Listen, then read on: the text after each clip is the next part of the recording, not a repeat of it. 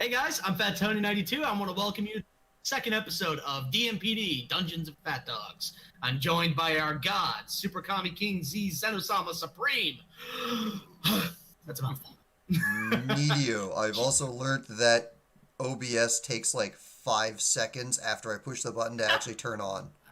So, do I need to start over? Yes. Okay.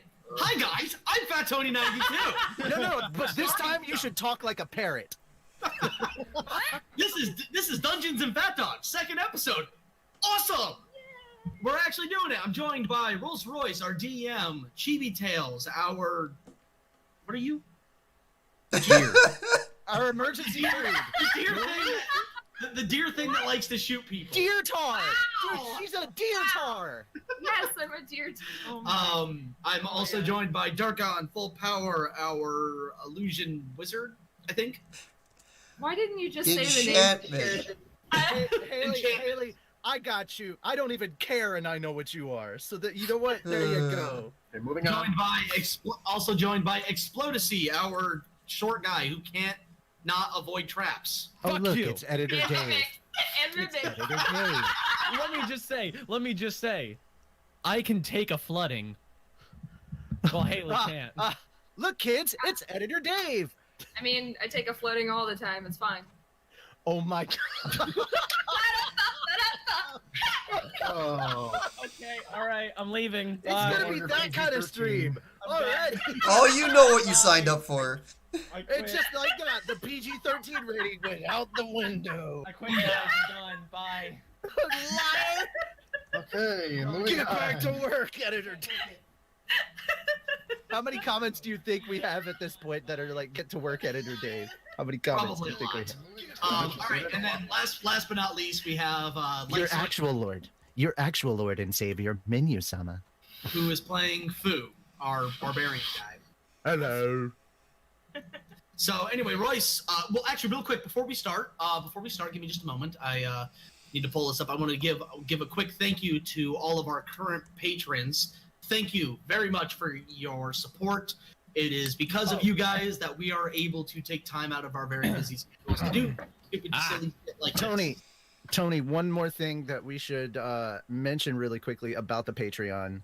The glitch, the hiccup that was going on, Yeah, no, that was on Patreon side, and it's already fixed. Well, I want to let everybody know who might have like not been able to join or anything because of that.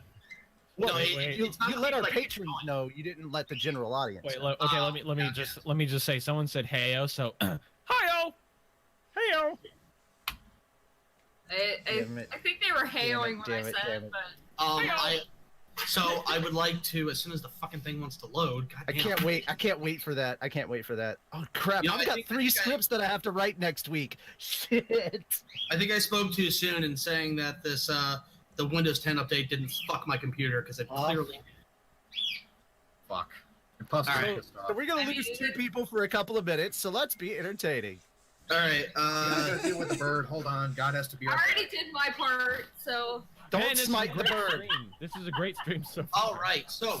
No. This is a normal stream for Fat Dogs being live. There's always going to be technical hiccups, and it's just roll with it. Oh, I mean, there was with mine. So Right? So I mean, shit. Basically. Just anybody on Twitch knows that this is how it is. my stream, it just never looks good until I get an actual computer. Okay, God is back with a sleepy bird. Okay. What did you do? I covered him Anyway, up. before we I would like to thank we have 4 maximum overdogs. Our maximum overdogs are the $50 or more patrons. I want to give them a quick shout out and thank you guys. So we have got Dreamer Donna, aka Royalty Dave. hi, Dream. Yeah, Royalty Dave. We have Axel. We have Darrett. I don't know what his display name is. Sorry. And we have TK. Thank you guys. You are awesome. All of our patrons are awesome, but you guys especially. Thank you. I think With that- Get Story Forever came on during my time. All of our patrons are awesome, but these are the most awesome people. They're the ones that paid themselves not to be Dave's. Yeah. Essentially, if you don't, if you don't want to be Dave, pay the microtransaction fee. There you go. Exactly. But All you right, can't hate on me. You can't hate on me. But not to be Anyway. considered a Dave, you have to pay for Right. the highest one. All right, Moving on. Royce, go ahead and give us a previous. So, Last time. Last time on D&PD. There you go. I almost messed it up. The party had finally got to the village in question that they had traveled so long for, Bexley, and found out that their employer had yet more work for them. Not before stopping by the local bar and sampling the local food and finding out that a local mine had recently gotten into a very nasty looking ruin. Well, needless to say, they got to meet their employer, a very lively, very interesting character by the name of Malados. Malados, seeing further opportunity, gave the adventurers an offer and sent them, once they said yes, promptly to said ruin. The said ruin was filled with a lot of negative energy, the kind that gives you nightmares when you try to go to sleep.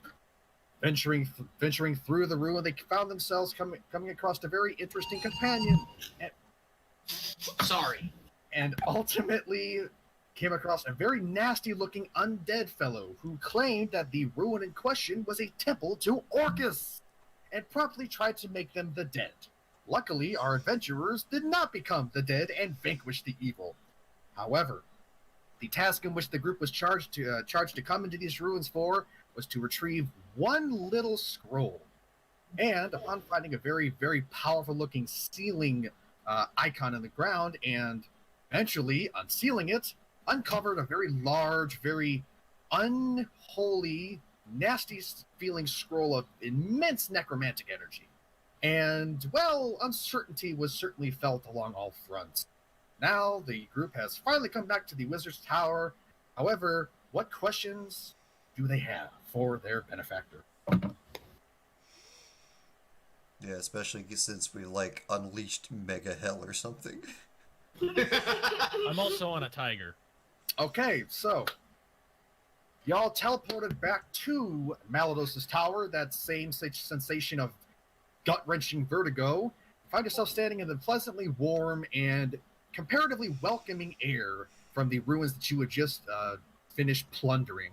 Malados is standing right where he normally was, expecting you with an amused grin on his face as he comes and sees Sir Fluffles and goes, "Ah, you have a friend. I take it you found some useful trinkets in the ruins. I do believe there is a scroll you have that I tasked you with retrieving. Did you retrieve it?" Which one of us actually picked up the scroll? I think it might have been Fu. Oh yeah, right. Here you go. Here you go. Ah, excellent. Malados takes the large scroll and looks at it, and while his eyes carry a somewhat dangerous glint of curiosity, he does hold it with an air of carefulness. Okay. Quick question. Yes. By unsealing those, by getting the scrolls and unsealing like the area and everything, we didn't just accidentally open calamity upon the world, did we? How am I supposed to know? Although joking aside, I highly doubt it. If there was, if it actually was a seal holding some horrible evil from the world, well, I'm sure you're all very capable. I doubt you would be alive right now. No. I just had you retrieve a scroll. While I'm sure you may or may not have discerned what the denizens of that ruin were, this is a scroll about a certain individual that some of you may or may not know by the name of Orcus. Oh. Okay. I'm sure not many of you know that. No, not really. Not particularly. Aurelia, Darkon, I did have Aurelia do a I think Arcana Aurelia. check. I think Aurelia knows. Your little Aurelia fluffy does weasel. know Wasn't that. it Lief, or was it just Aurelia? It was just Aurelia that made the Arcana check. Wasn't it Sir Fluffles who ate the seal or something? Like he No, absorbed Noodle. the seal? Noodle Okay. did. Oh, that Noodle. Noodle. Yeah, so- Noodle. Yeah, Aurelia's So- Aurelia's very uncomfortable at the moment, just glaring at this guy. Yeah, and Malados does see that, and he kind of gives an understanding smile and says, "Now, I want you to understand, I am not some evil warlock seeking to overtake the world and subject the denizens of the mortal coil to That's my exactly what an evil warlock would say. Okay, I'm with you on this one. You definitely have the look down. Aurelia is immediately offended. Oh, I'm sorry. you interesting little creature. I'm going to have fun interacting with your group in the future. However, regardless, I do want to waylay some concerns. No, I do not intend to use this for negative practices. This is a scroll detailing various bits of information about this entity known as Orcus. The reason I need to understand more about this entity is I've come across, well, something very unpleasant that I worry may soon come to fall upon the town of Bexley.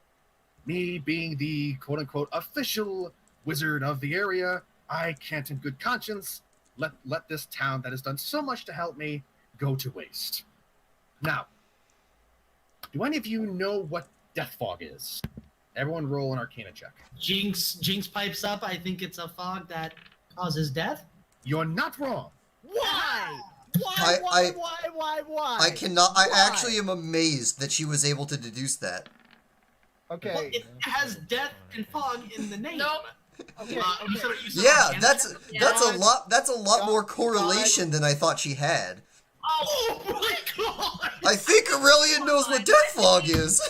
If so does Jinx. I rolled a nat 20. I So obviously does put a plus. How is it Okay, that 3 people now- rolled a nat 20? Oh, food! Understand. A nat 20 is simply the best possible outcome for that. So we roll, got- So So I we think I have. need a reroll. I put +2 and it changed it to 1. That's all right. I have well, a +1 Arcana check, so it's a I have 21 two. in total. Alright. Okay. So, we have- Fuden, you don't necessarily understand death fog the way that Aurelia or I Jinx know it's- understand it. I know it's scary as hell. Well, no, actually, no. When you hear it, it doesn't really register as a conscious reaction, but your gut knots up and you feel a tingle roll up your back, and you can understand just from some sort of, sixth sense that this is a very bad thing that he just mentioned. I really don't know what that is, but I don't like that word. Those are 2 words that should not go together. Jinx. Jinx, upon hearing this, somewhat similar in the fact that, doesn't know exactly what it is, and technically her statement of it being fog that causes death is actually astute, understands that this is a force of necrotic doom. Aurelia, Given Oh my that, god, please tell me that at this moment Jinx is trying to explain that to Fu, so he's just like writing it I down was- while she's I explaining. was we looking. can I was decide looking that at the later. Jinx. I was looking at the Jinx with the nat 20 and Aurelia with the nat 20, and I was thinking, I think Jinx farted that out once. I think we may or may not have experienced this firsthand. Aurelia, since Aurelia has the better knowledge of Orcus, Aurelia understands that Death Fog, while not an actual ability of Orcus, is a very ancient and very vaguely known form of deathly plague that the great devils worshippers have been known to use in very distant times, but nothing as of recent has affected anything that would be recorded within history. Yeah. So when you talk Orcus, you talk about Death Fog and people spreading it around in the name of Orcus.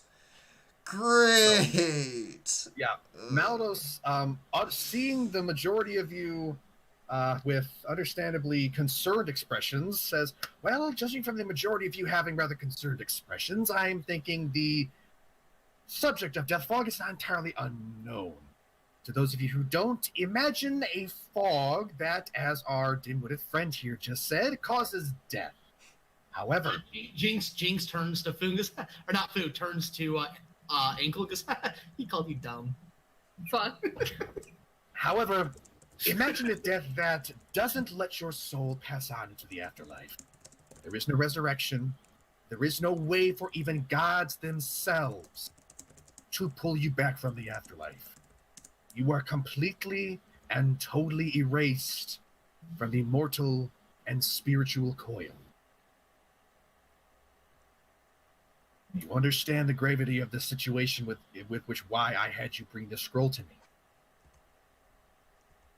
me. Why are So you what you're particularly the one saying that is- trusted? Is that it's deadlier than Aurelia's farts? All because I had to I'm say sure fart. Aurelia has a very interesting choice of foodstuffs, and you're technically not wrong. Really just like cocks her head, looks over in your direction. Fu Why? just lets out a heavy sigh and just goes, so it's a really bad thing, could cause death beyond death, and you shouldn't play with it. And Yes. saying play with it, eyes turn slowly to Jinx. Jinx slowly turns her eyes to Ankel because that's where she assumes you're looking.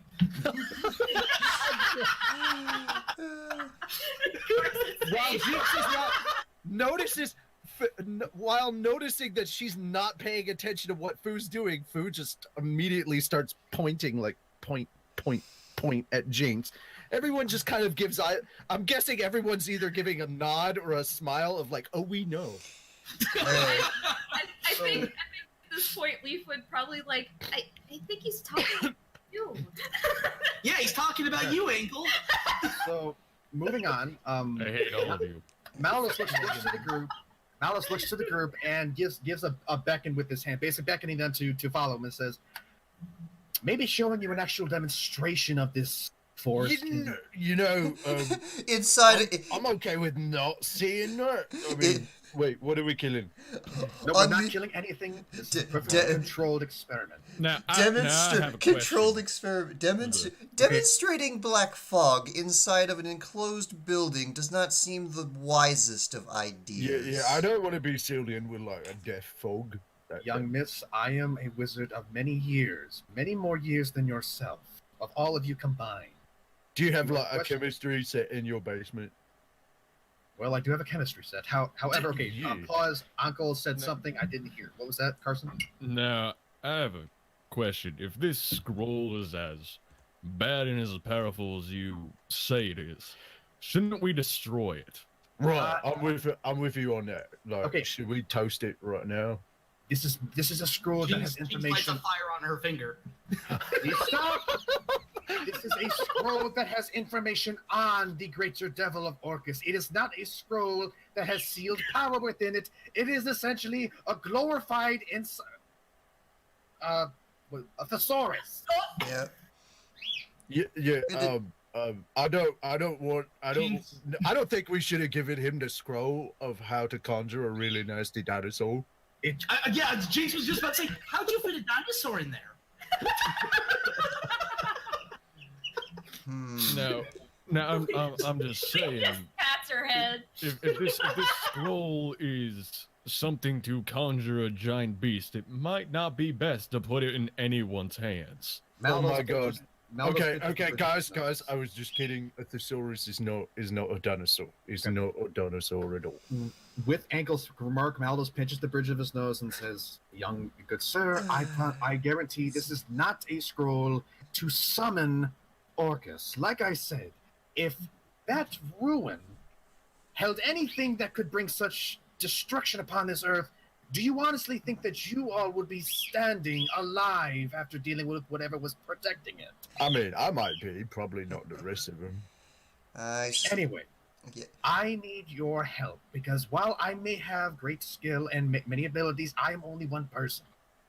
So essentially, this is like a guide to what this person, this entity is. And it just seems like the scroll is like a fanboy's letter. I know what it is now. I'm saying this to Jinx, like to kind of explain. It's a fanboy letter. Like somebody like wrote a lot of great things about this evil person or whatever because they're stupid. Oh, so actually, then that thief, the famous thief, he should have one, right? Right? Oh boy! Yeah, exactly. Anyway, Right. I Yeah, love I get it. I get it. I love how all of these people are just having their like triangle of memes, and I'm just sitting here waiting for it to go. Okay, I know what this is now. I will wait for my moment to interject and explain exactly what this is because I have a good idea. And then it's just No, meme, meme, meme, we're just meme, trying, meme. we're just trying to explain this in a way that will get Jinx to just shut up and not ask questions. Mhm. But yeah, Anyway, but Aurelia has a very strong idea of what this is because they usually daemons have all of their private information. Like Yeah. if it ever gets recorded down, they seal the shit away from that.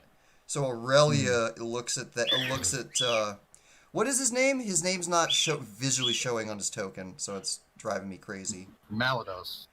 Aurelia looks at Malados and goes, and just like, okay, so this is just the information on Orcus, including his true name with a raised eyebrow. I don't know. It Does depends it on. does it talk about his blood type or anything like that, or is it just like Hmm. much I more don't know detailed what information exactly- or just basic stuff? I don't know what exactly lies within this scroll. It could Well, let's be his find out. true name.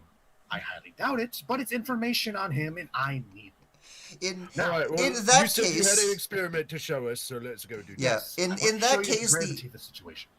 in that case, the only ire that anyone would be suffering would be you, seeing you contain it now. Well, it is no longer a part of our concern. Precisely. Wow.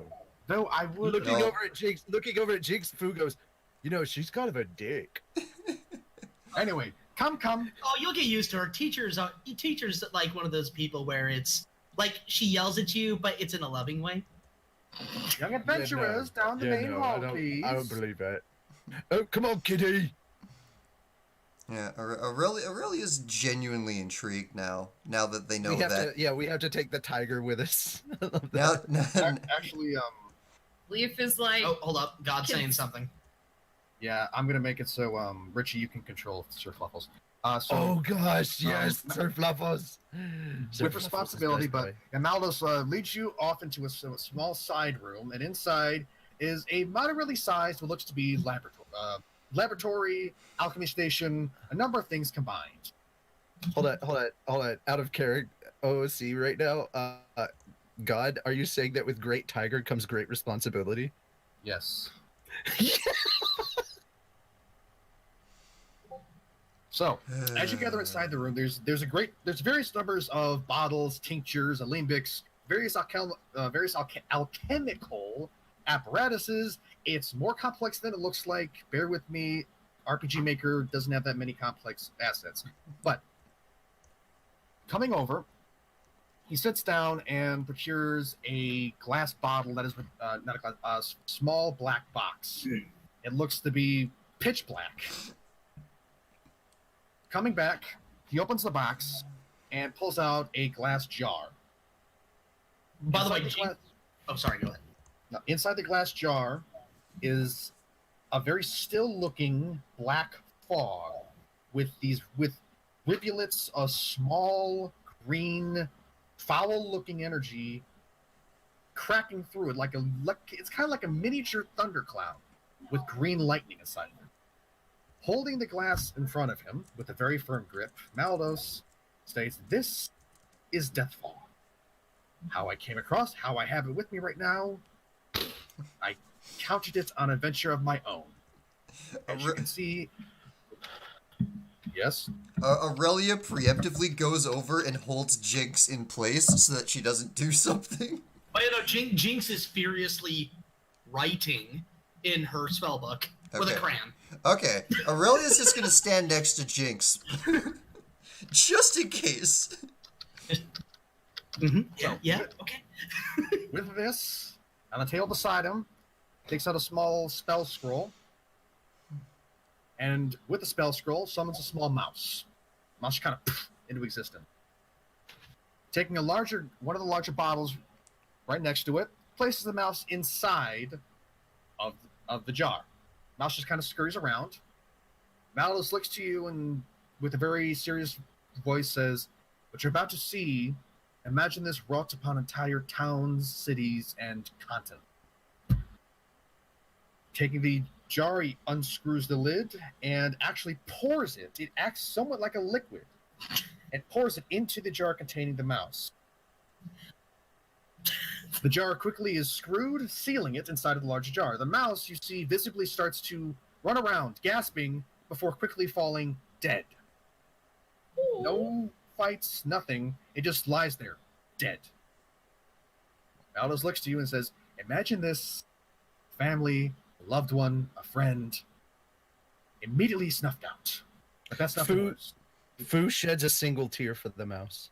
Oh my god, Lief With is lovely empathy. devastated. Okay, Jinx so drawing X's where the mouse It is was either flying. look, my options at that moment were either Fu sheds a tear for the mouse or he runs up to Maledict, grabs him by the collar, lifts him a foot off the ground, and yells animal cruelty. It was one of the two, and I was Okay, like, so- that would be a little too abrasive, so let's just do the shedding a tear. a little bit. See, I'm gonna let. How does everyone react to this? I'm gonna pause, kind of like time space. Dude, All right, so- Leaf's gonna PETA the shit out of this guy. I was gonna say Well, somebody dial PETA right now. Lief Let's is let Haley say what Leaf does, but yes. No. Lief is devastated. He I basically just did what Lief was doing. He was just like, oh my god, what? Like, why? Like, why would you do that, cute little mouse? No, like, he's devastated. He's hurt. I miss you, my friend Mickey. Well, Okay, so Leaf, Fu, Jinx. Jinx is furiously writing in her spell book and just finished drawing X's on the upside down on its back mouse or rat or whatever. So Okay. she's like, okay, equals death. Got it. Aurelia. Aurelia, well, better one mouse than an entire forest. Who knows how far this thing could spread? Someone who doesn't understand. It could kill like 100 mice, you know? All right, Uncle. Uncle kind of shifts uncomfortably after watching this. Not that like the idea of many people dying, because Uncle could care less. Could be you. He's in the. Yeah, he's that's currently in kinda the what room. he's worried about. He's Yeah, currently that's he's what I'm currently in the room with the death jar. Yeah, so that's why he's kind of uncomfortable. He doesn't care about, like, because he doesn't care about all the other people, like, because he's more focused on himself. This Okay, could so- kill him, and he does not like that. Well, you're very, very adept, and you're not wrong. And finally, Leaf. You already asked Lee. Yeah, Oh, God. he was the first one. So, moving on. God made it. You all make them. So, with that, God is not infallible. At least this one. Yes. I never indicated I was. I'm no That's what counts for God. omnipotence now. So that's what counts for omnipotence these days. Okay, a giant meteor falls on the tower and you all die. There. It happened. Good game, everybody. Good All right, game. wrap it up. We're done here, folks. All right.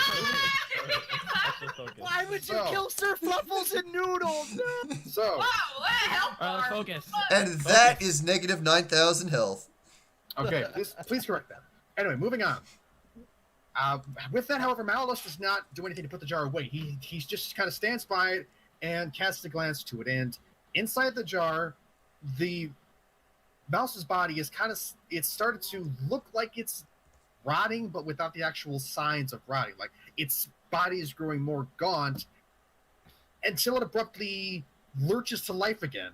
Its eyes glowing with this eerie green fire as it then promptly starts running around the cage inside the death fog now with very unmouse-like deeper guttural snarls and screeches.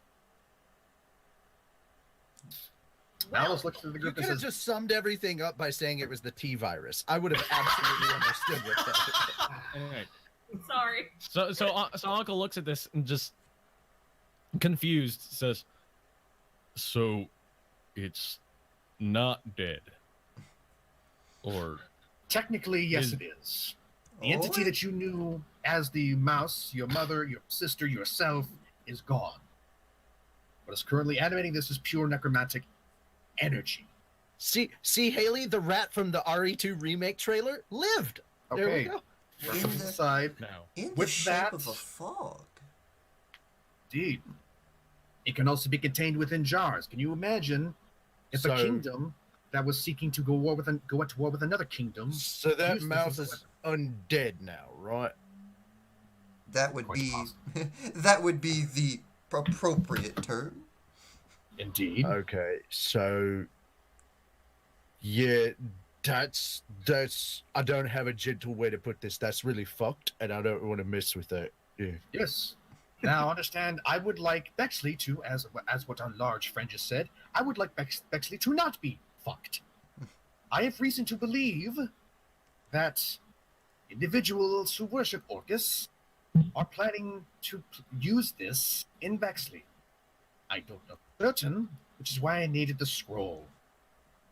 Now, Okay. So and why is this do- shit so easy to get a hold of with these people if they want to Well- use it? well, maybe we should investigate and find out why. Is there any investigations we could do that could help you along on finding out exactly who's doing what and ding, anything ding, ding. like that? We have a winner, once again, our large gentleman. Yes, See, I have the second highest intelligence for a reason, people. yes, actually. There was actually another matter I was going to request you to check. Oh, I'm sorry, was Ankel saying something? No. I was asking Richie. Okay. Is Foo smarter than Uncle? Yeah, What is your intelligence? Okay. I can already answer that question for you. Yes. Mine's a 14. Yeah, go ahead and answer that. Brains and brawn. Amazing.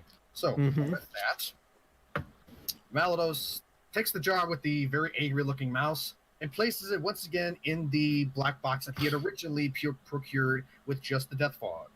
However, this jar seems to fit into the black box with little to no issue, even though it looks like it should actually not fit. It promptly closes the box lid, locks it, and places it into the drawer beside his desk.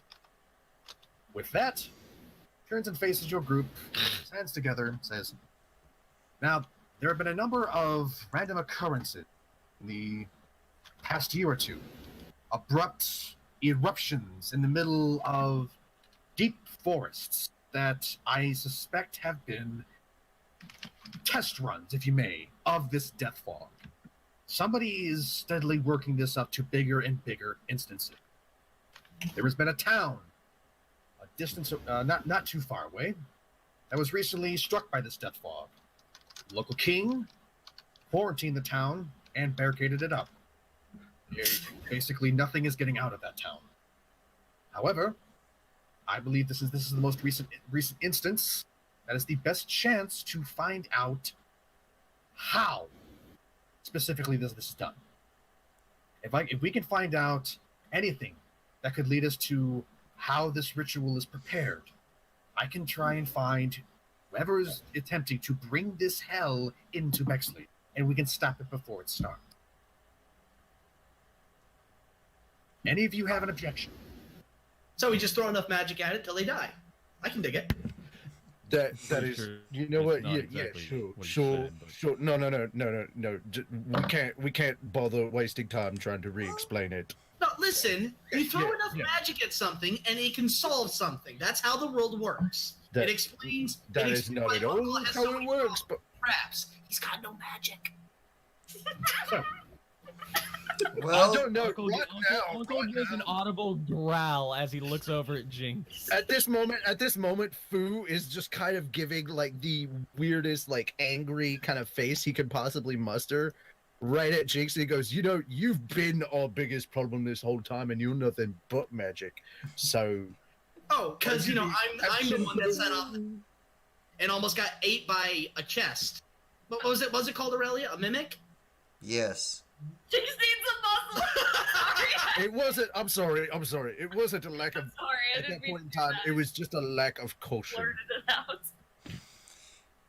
Well, yes, and I also well, when we find those that are trying. I just look over at Maledic, ask to please continue. That's just please. Just Well, alright. when we find the ones trying to dump this on actual people, I'll let you magic all over them. That came out wrong. Oh, whoa. in come the dick Jinx joke. is like what, 12? Okay. At this point in time, now Fu Still is weird. grabbing the bridge of his nose. Anyway, Exactly with- her. Not here. with that, Maldo suddenly raises his hands and says, "Right, I almost forgot. I Alright. promised you payments for this venture, and I haven't provided it yet. Let's step onto a slightly more I got a pleasant fluffy mood." tiger. That's kind of payment. Right. What was that, Richie? Oh, I was gonna say I got a big fluffy tiger. That's payment there. Yes, I saw that. Very interesting. Yeah, he's hanging out. I let him go hang out with Noodle. They become what, As- friends. As per your rules, anything that we would find in there was ours. We found it in there. Yep. Was that? Well, a very interesting find. Hopefully he brings you joy. Anyway, I mean- it brings food joy. right. He also brings the fire, which is even more awesome. All right, Russ. You were So- saying about payment. Yes, with that, as I said, unfortunately, because of Noodle, my gold stores are a little stretched, and I have other matters that I do need to pay, so gold is not on the table. But I did promise you a selection from my more essentially magical items, useful in any matter of instances. How does that sound? Yes. Jinx perks right up and is now doing a happy dance. Wonderful. So, with that, on Maldos just kind of slips between Aurelia and Jinx and opens up one of the boxes that are kind of leaning against his wall with little issue, and he begins rummaging through. Oh, yes, no, no. Ah, here we go. He pulls out what looks to be a completely normal-looking rucksack and throws it over his shoulder to Aurelia. That, my friends, is a bag of holding. While certainly nothing that can topple giants, surely individuals who are traveling or just need to stuff a lot of stuff into something without being overburdened. Very useful. You know what? I'm gonna give you props for trying to continue doing that in that voice and everything. Because at one point I thought you were about to say snuffle up because you were stumbling so hard. So good job on pulling that one off. Yeah. Yay, So- DM. With that, he returns to the chest, rummaging through. Let's see. Yes, no. Ah, here we go. He procures a number of rings. 2 to be exact. These 2 rings. One is a ring of swimming. In case you didn't know, ring of swimming lets you move through water much more easily. He hands that to. I would give that to the tiny one who might drown more. I was than gonna say, ooh, we can prevent Jinx from dying from drowning. Nah, What's the other? nah. Given this instance, he's going to hand the ring to, or he's going to hand the objects to Ankel. Aurelia because she seems like the more arcanely mature individual of the group. I mean, you're We'll not divvy wrong. up. Yeah, give everything to Aurelia. Give everything to Aurelia and divvy up and figure everything out. later. I was gonna say, to be fair, I don't need a swimming thing because I have a potion of water breathing. So Yeah, but that's a one-use item. I know, but still, I have it. But I have it. It's mine. You can only use it once. Kind of like how you can also stop a bullet. Once. Right, so, No, some people can do it twice. Anyway. Didn't 50 Cent get shot like 9 times and he's fine? Okay. Anyway. Define fine. Moving on. yes. I mean, he's Anyway, alive, yes, anyway. so you know. Okay. Anyway, this That's ring, not that does not mean fine. somewhat related to the second ring, is a ring of water walking. If you don't want to swim, decide to just walk. Hands it to Aurelia. Another good way. Okay, there. Jinx can't drown anymore. She'll just land. She'll just flat onto the surface. No! Do not give Jinx the abilities of Jesus. Okay, Yes. good point. No good point. No good point. No good point. Ah, gimme. No, Aurelia, hold on to that. All right. Now, What else we with got? that, turns back to his turns back to the chests, starts rummaging around again, and says, no, aha, here we go. This, he turns to you, and it looks almost like a jug that you would just sort of hold like a Oh my God. water in. Oh my No. God, it's a jar of mayonnaise. Well, you're not wrong. This is an alchemy jug. Oh no. And with that, he hands the alchemy jug to Aurelia. Now let's see, that was 4 items. Yes. Yep. The Right. bag of What holding. else? 2 rings and a jar. Ring Aha. of swimming, ring of Jesus, and alchemy jug. Here we go. and he procures a pair of leather bracers. These will make you much more proficient at archery. I don't know which of you would be useful for that, but here you go. And he hands them to Aurelia as well. Those are bracers of archery. Yeah. Nice. Okay. Now, with that being said, that is all my payment for this venture. Succeed in this next, and I may have more rewards for you. Who knows?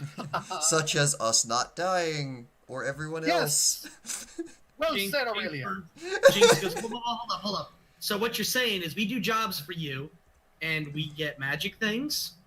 You do Like, jobs- continuously? That's what they're You saying. do jobs for me, and I reward you. Those may be magic items. They may be financial gain. I am not promising what they may be right now, because I don't know what I may need of you in the distant future. Make it magic good, you got a deal. I am not making that promise. No deal. All right, we're gonna. I don't trust him. He's evil. All right, we're Really? we'll see what Jinx? we can do. All Fu right. has not stopped pinching the bridge of his nose this entire What did, time. All right. what did we say Uncle- about calling people evil by their looks? No, it has nothing to do with his looks. It's the fact that he won't give us magic. Uncle Raises his hand at Jinx and says, "We'll see what we can do, depending on the job." At this point, Fu just looks over at Jinx and goes, "Have you not heard that there's nothing in this world for free? Like, if you want more magic items, you have to work for." That's what I said, but he won't guarantee that. I don't want money. I don't care about money. Anyway, folks, tick tock. Well, I would like you to So get to the village in question. You all look like you've been through an ancient ruin that has had, may or may not have had, evil denizens that are aligned themselves with orcas. So yeah, me and Maybe. Sir Yeah. Snuffles needed Th- that. th- Thanks for telling us that. yes, yes. Oh, and I haven't forgotten. also, he walks back Almost over got to his desk and grabs a scroll, walks back over and presents it to Aurelia. This is a map of the Uncle- nearby. Uncle slowly mutters, "Almost got fucking ate by a chest." He presents the scroll to Aurelia and says, "This is a map of the area. It's not exactly detailed, but I have gone ahead and marked the town in question that I would like you to visit. It's roughly a day's travel away. Now, unfortunately, I cannot aid in your travel because I need to focus on this scroll. However, rest up, rejuvenate, and I'm sure you can venture forth and investigate this matter. Hopefully, we can prevent Bexley from being, as our friend said, fucked." Yeah, right. So Bye bye. And with that, he yeah, snapped at this point, we're already like heading out. So Bye, let- horny guy. oh my god. Oh, well, he's Let's go ahead and get to like the inn that we were at, that I have room at. Yeah. Yeah. So, what he just did, he cast teleport on you. so you're all- DM, how much time has passed? Is it still the same day, or It's is still it the same. another It's day? still the same day, but it is late into the evening. Okay, so essentially, I didn't waste money on a room. Good No, to know. thankfully enough. Okay, so I have a room at the inn. So I'm a okay. Also- Uncle, I think we're going to hang out and drink and stuff and eat and just kind of recharge. However, also Aurelia, this is just kind of like short. Like, I'm just trying to say stuff shorthand. Aurelia, would she be interested in coming with us so that we can divvy up who gets what and everything, and like Absolutely. we can just get that sorted Yeah. while we Yeah. eat? Yeah. Okay. Well, Come on, Jesus powers. in that case, Aurelia perks up for a bit going. You know what? Mo- I will purchase the food. Fu offers to purchase a meal for everyone. As congrats for not getting him killed. Okay. Darko has something to say? The only one of these items that requires to be more attuned to it would be the bracers. The rings can be swapped between us as needed without issue. The Okay, bracer, so there are the two archers bracers- and the bracers. So the braces would need to go to one of our archers. So We Give could two give of those. we could give it to Lief, or we could give it to wait, Uncle. I'm, do I'm you- a straight up archer. Yeah, Yeah. leave us straight. I'm a mix. I'm a mix of an archer and a swordsman. Okay, so let's give him to Lief over there. Yeah. Pause. He did You all good. hear a shrill scream as a woman who is walking down the street towards you spots Fluffles and immediately runs away in the opposite direction. I was wondering when that was gonna happen. I was waiting for that. I look over at the noise and go, "Oh right, we're gonna attack." Oh, yeah. Probably best that we don't Hold on, no, hold on. He's fine. I pick up Uncle and I put him on Oh, there. Why Yeah, there you again? go. Why again? He's the Because we CI. have to show them that he's not a mean kitty. It's a seeing eye tiger. He's the He's a sneak. Look. He is a support tiger, or what are they called Emotional when you support tiger. well, He's a service yeah, tiger. there's also that, but like, what are they? A service animal? No, he's a service tiger. He's a service tiger. It's okay. We need. Yeah, I he left. helps I me. left the vest. I left his vest back at the end. He Hey. helps me. Oh yeah. I'm gonna like all of my points are gonna go into like a knitting skill, so or like Anyway, like a what were sewing you skill, saying? so What I were can you make a saying, vest God? that says service tiger. Okay, so Okay. moving on from service animal discussion. Unfortunately, Yes. there was a guard patrolling nearby, and he quickly runs up, sword drawn, understandably, and stands before you, looking completely surprised. What the Whoa, hell is this? This is a who wild steps in the animal. You way? can't have this in city limits. Foo steps in the way and goes, no, hold on. He's not wild. I can prove it. And like I do like a bunch of different commands, and he kind of like we do our thing. He obeys and everything. He's really well trained. He's a service animal. You know And Lief is not more hung. wild than this tiger, right? Yeah. Well, that's great. Roll persuasion to try and persuade the guard. that Oh my behind God! you is a Yes, tiger. yes! I have a charisma of 18. I can't wait for this. Let's see. Motherfucker! I rolled a 4.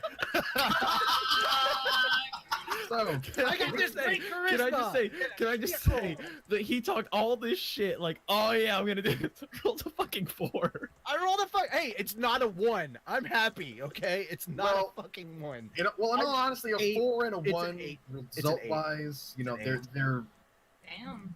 they're pretty much the same. But understandably, with that- Hey! Insta failure could be much worse. It's like I'm trying to show you this tiger is trained. He Yeah. bites me on the head. okay. Yeah, So- let's continue. With that, Sir Fluffles, he's largely placid. However, the guard is not convinced. He keeps his sword drawn and says, "My ass, that's not a dangerous animal. It's a tiger. Positively a diet tiger. You cannot have that in the city limits. You must leave the city. Get this animal out of the city. Wait, hold on. Can I speak to the person in charge of the town? Can I speak? No, you to- may not. I am the city guard that you're dealing with. All right. You cannot have a diet tiger in the city limits. Do away with it or leave the town. We'll take care of the tiger. I promise. You must take care of it now. I am not letting you have this beast. All right, inside the all city right, walls. let's Okay, just- Fu is 5 seconds away from killing this fucker. No wait, no. So Uncle please don't kind do that. of Uncle You will kind of just definitely waste your money on that room if you do. How many Uncle- people oh, yeah. here remember where we Alright. got the tiger from? Look. Room or tiger? I choose tiger. I'm All right. sorry. Okay. Uncle kind of walks up. All right, let's all just stay calm. Put the sword down. How are you walking up? You're on Fluffles. Yeah, he You jumps know- off. no, Yeah, get off Fluffles. All right, let's just calm down. All right. You know Put how the tall sword he is? down. You'd have to. Actually, This- Uncle, how did you get off? Did you get off getting close to the guard, or what do you mean? How did you get Yeah, off? close to the guard. I'm gonna move my fucking thing. Okay, So from the tiger to like there. so like here. I don't know Okay, where we well, are. make a perception check. All right. What is my perception again? It's shit. I've got great charisma. Rolls a 4. Your perception I got a is +2. a +2. All right, we're gonna see D20 how this plus. goes.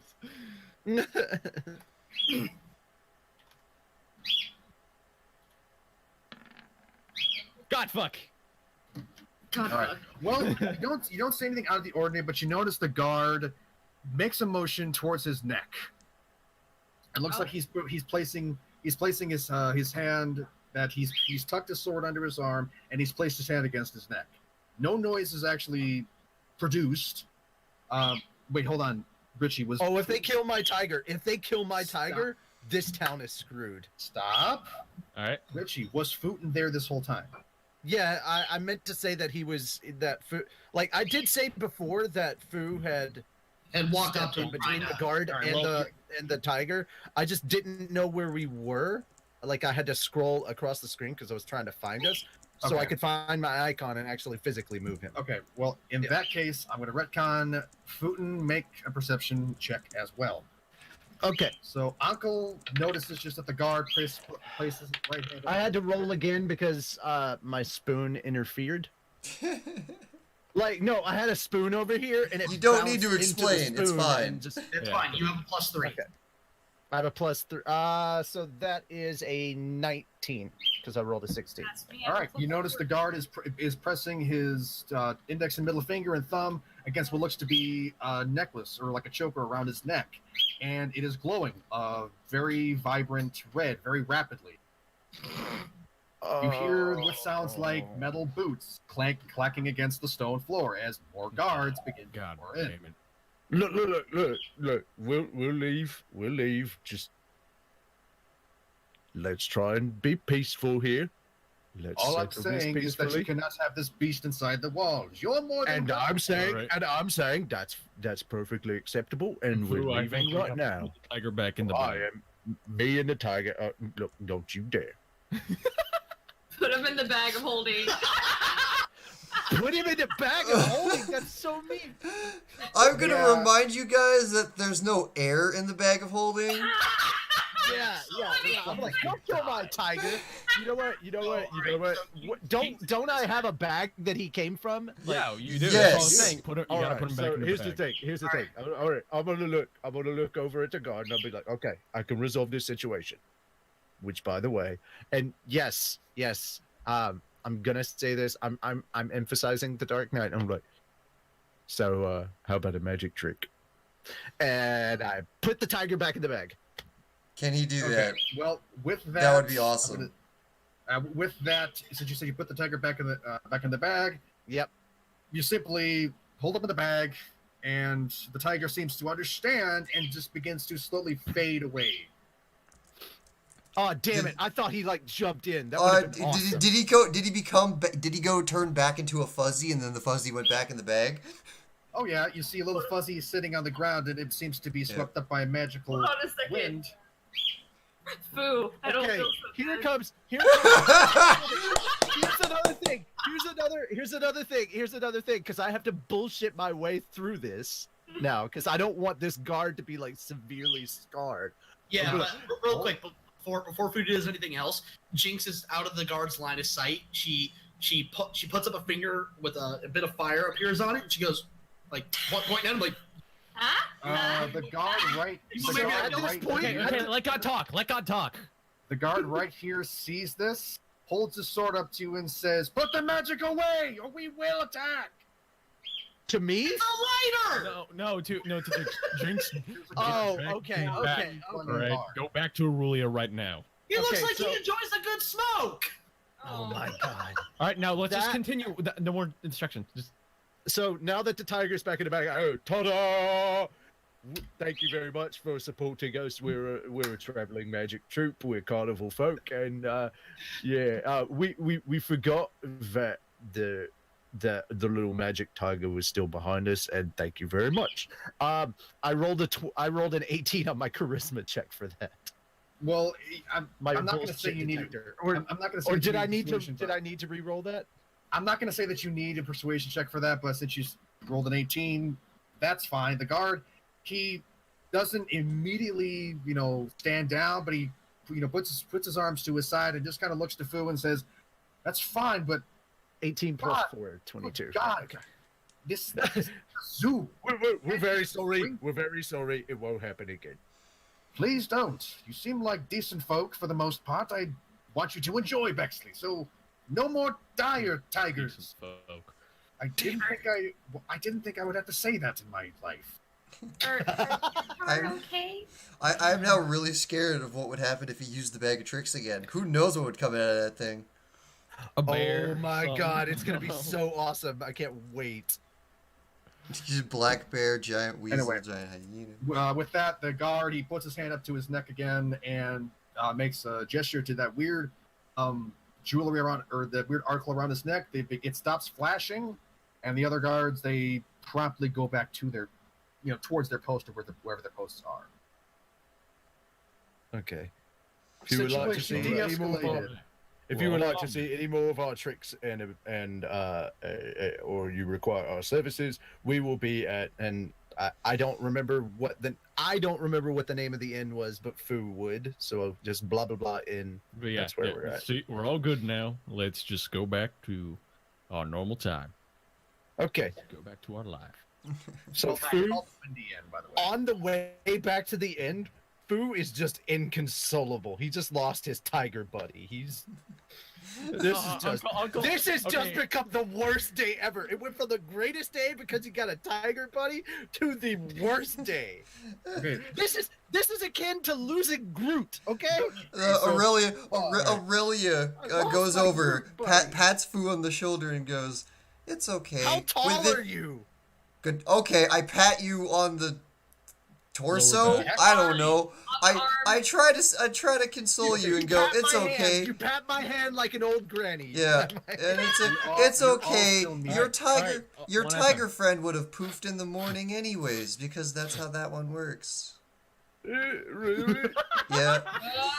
And then Fu immediately realizes that Aurelia was sitting on this information the whole time. I pick Aurelia up. Okay, I ju- pick just for Aurelia up by the collar, lift her right up to my face, and go, "Oh, didn't you tell me this sooner? This Alright, is alright. information I should." All right. Uncle goes up the food. All right, Fu. Remember, this is your little buddy, Uncle. All right, put the magic user I'm down. slowly dropping Aurelia safely back to the ground while like. Yeah. I was gonna say that guard from before is just looking over at you, and he's like, not sure how to react. He's just staring at you. Not sure what- He was my buddy. Well, your buddy's in No the bag. assaulting. This has got to be the greatest because Fu probably looks like one of the most intimidating people, and here he is sobbing like a 4-year-old for like losing his favorite toy or something. It's just, oh, I love it. All right, so God bless this freaking D&D game. what are we all wanting to do in this town of Bexley? There's stuff to do, things to see. Well, first off, we said we were gonna go to the inn and have a meal and then rest. divvy everything up because it's late. It's late in the day.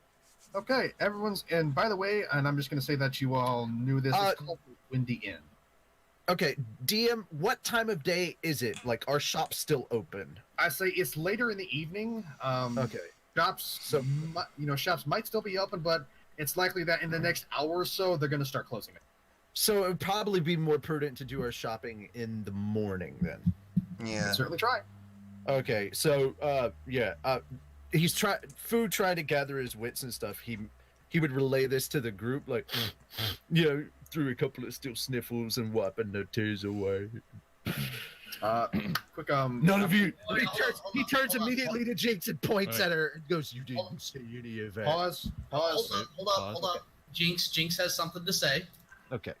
So Jinx goes, "Okay, well, I'm tired, so I think maybe we go to the bar, maybe get some drinks." She says a little avarice in her eyes. Oh my god. And maybe I can tutor Ankel on how to properly open the chest so he doesn't die.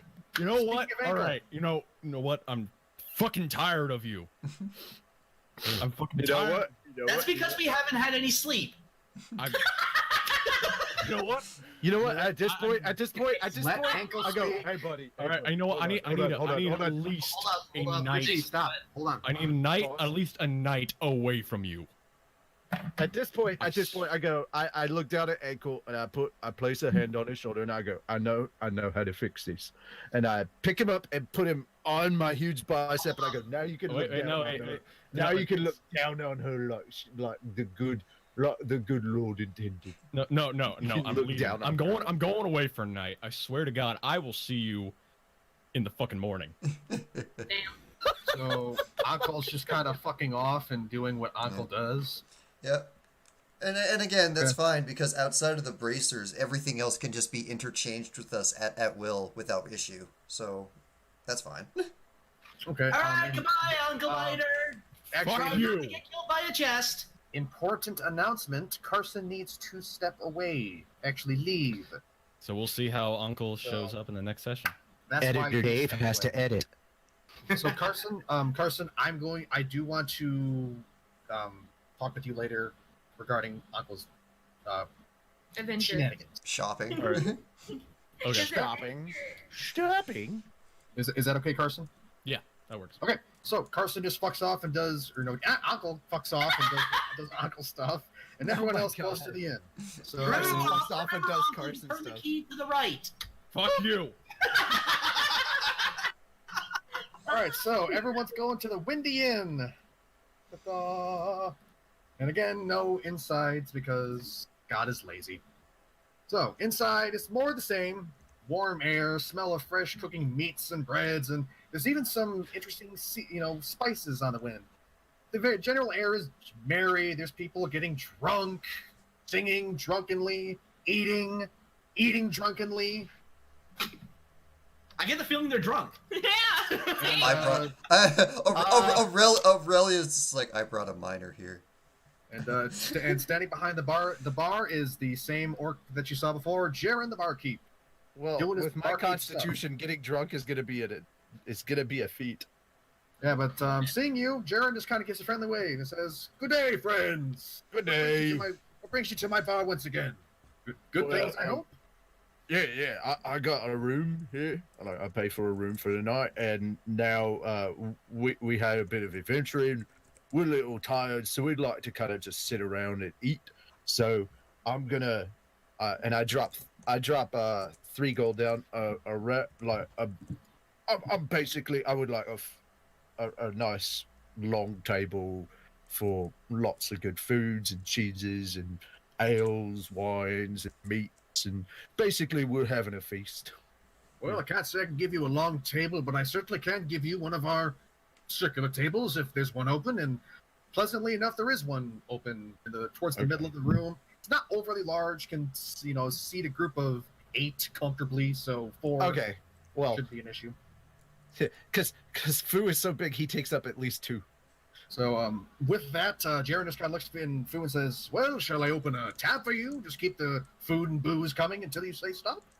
Yes, yeah, and here's like 3 gold to just start off with. Spectacular! I shall get the alcohol and the food enough to make you drunk and stuffed for days. Right, I I'm gonna really drink like you under this the guy. table, Fu. Come at me, bro. Oh my god. I'm sorry, I missed all of that. What Jinx, did you Jinx say? turns to Fu and goes, I'm gonna drink you under the table.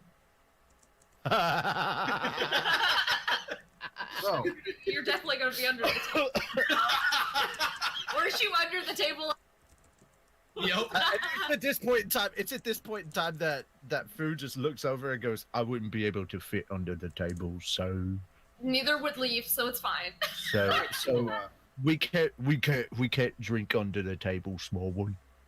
So with that, Jaren just gives a whistle and beckons two of the barmaidens over, talks to them, and basically says, whatever this gentleman and his friends order, simply bring it to them. He's got a tab. And with that, the maidens look to you expectantly for your orders. Y'all got an open Just tab. drinks and food. All right. Well, I mean, Leaf's has got to be specific though. Like, I think we do one round of the drinks and kind of abridge it and fast forward to the next day. Give me that hard mead. I gotta get my mind off this. Leaf's gonna be. Well, drinking actually, water. the whole purpose of like us sitting down was like divvying up what was going to be Yep. going where. Yeah. So All that's right. the part. That's the part we need to focus on, and then everything else just kind of gets retconned. Well, I believe we had no issues with Lief getting the braces of archery, especially given that the only other None at all. the other, especially given the other bow user had to leave. Yeah. Uh, I think Ankel should get the bag of holding since he's kind of like our thief. Oh yeah. No, you'd kind of want to. The person that you'd want to have holding your bag of holding would have to be a bit more trustworthy. Okay, then Aurelia. Hey, just because he's not here. No. I'm saying that. Like Fu Fu gets along with him, but at the end of the day, Fu knows he's a thief, and you're like, let's give the bag of holding where a lot of our important items are going to be stored to the guy that's a thief. To be fair, I am Jinx.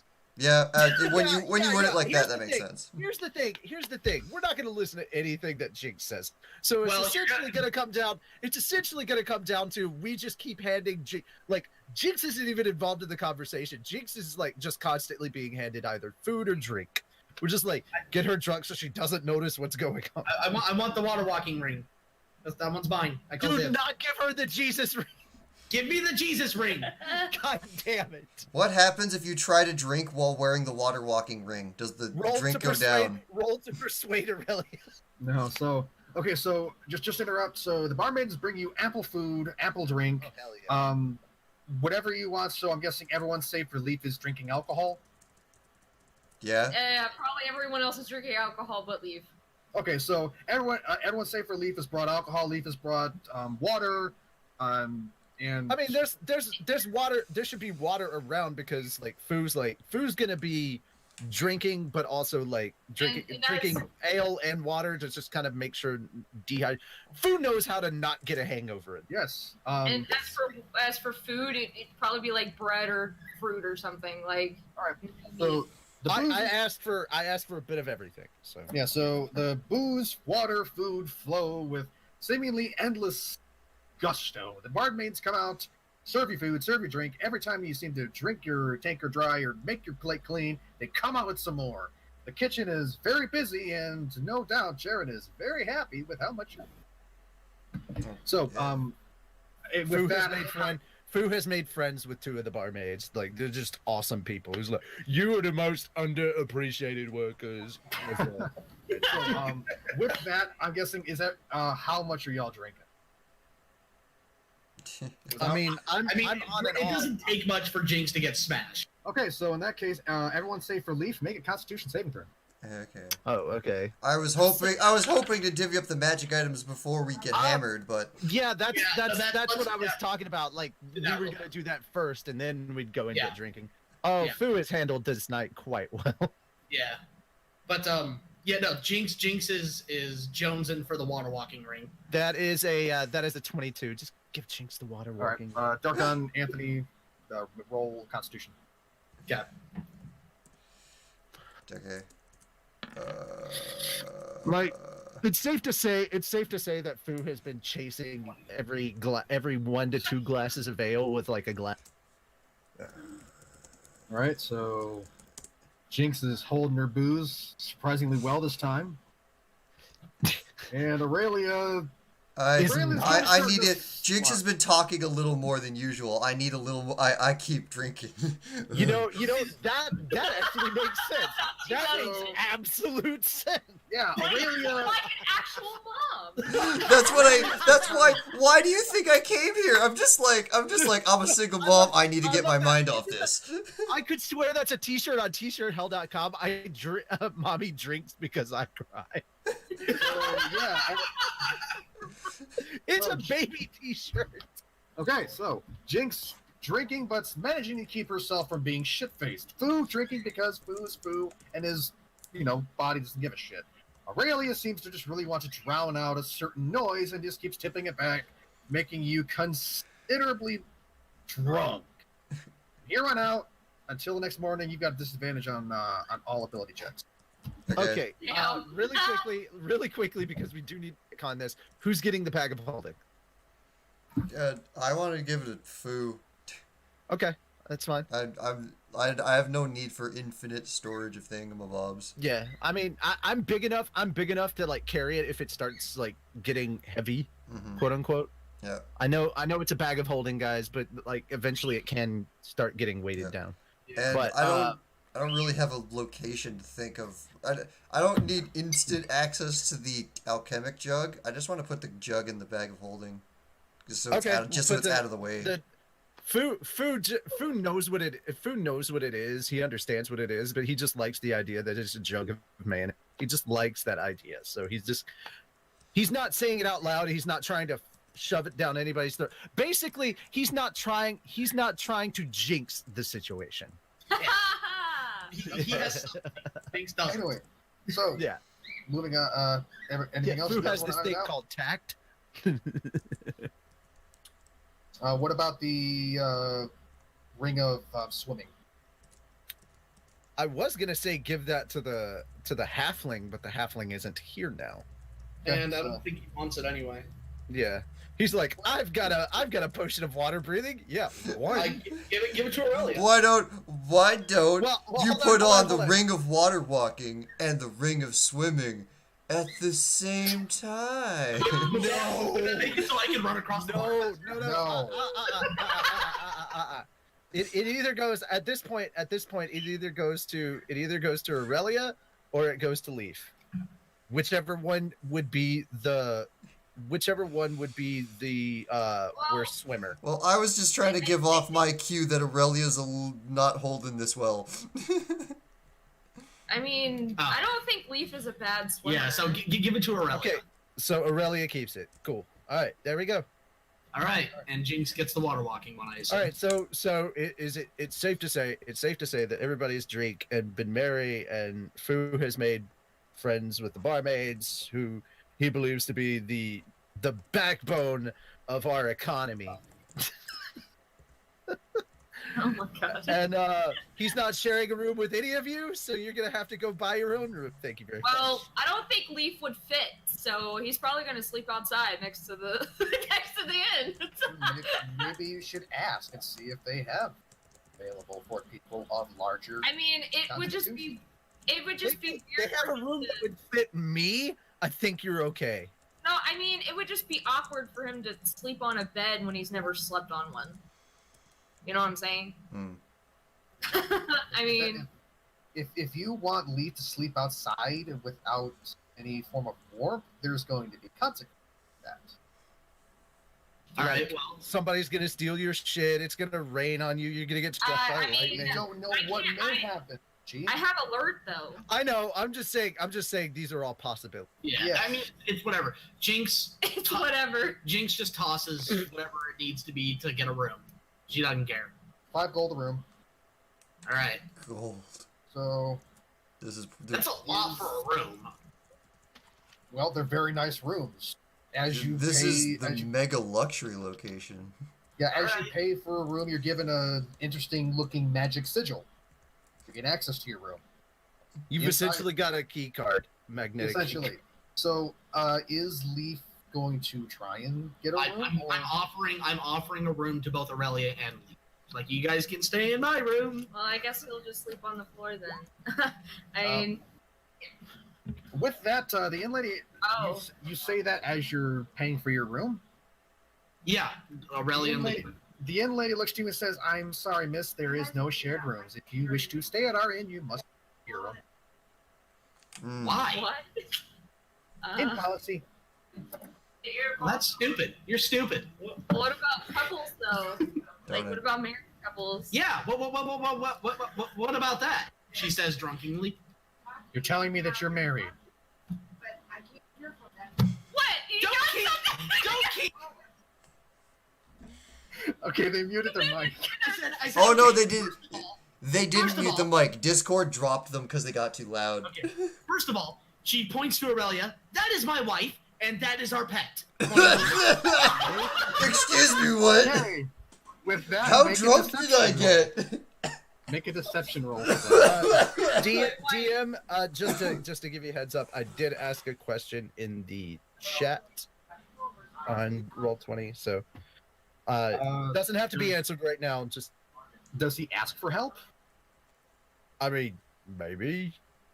I don't know.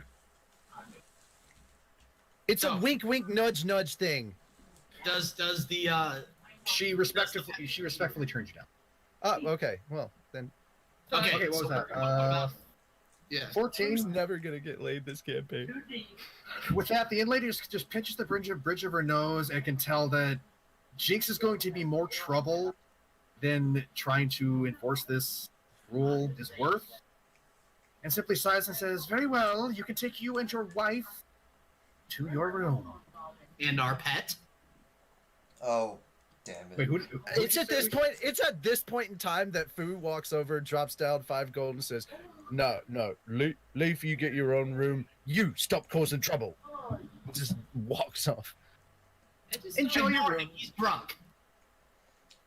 Yeah, but with that, she hands you the 2 sigil cards and says, "Enjoy your rooms." So is Lief staying in our room or no? No. No. Lief has his own room. Okay. The woman pretty much knew that Jinx is going to be more trouble than it's worth trying to enforce this, so she said, "Fine, sleep." All right. So Jinx grabs Aurelia's hand. Come on, honey. Yeah. Oh and, my God. Aurelia, currently inebriated, goes, I'm a wife. Oh my god! We have now reversed the roles, and I do not like this. So how does it feel to be married to a 14-year-old? Hold on. How does it feel to be married to? How does it feel to be married to what I has identified as my daughter? Sheesh. Hold on. Darkon, if there's any kind of solace to this, it's that in the morning you will be happily divorced. Okay, so the rooms themselves are actually very high grade. You know, it's almost royalty in a way with how nice the bedding is. And surprisingly enough, as Lief comes to his room, the bedding has been switched out for just sort of kind of like a softened mat, instead of like an actual bed. Okay, just somehow just switched out from here to there. Yeah, it's like... All right. Who knows how they run their As we business? sleep. Dun dun dun dun dun. There you go. Doodle cock. All right, everyone, regain your health and other things. I think I didn't lose any. Leave. Well, good for you. Good for you. No. No, I already reset yours. Oh, well, maybe you shouldn't do that. Wow, we think alike. Right. Morning comes, you hear the crow of the cockerel, and you all feel pleasantly refreshed, save for Aurelia, who has a not debilitating but irritating migraine because she drank a lot. Huh. Mm-hmm. She also woke up next to Jinx. Yeah. Oh boy. So yeah, RP. Can How did this happen? Can I history check to see what I remember last night? Yeah. Oh yeah, my yeah, God, history yes. Check, history check.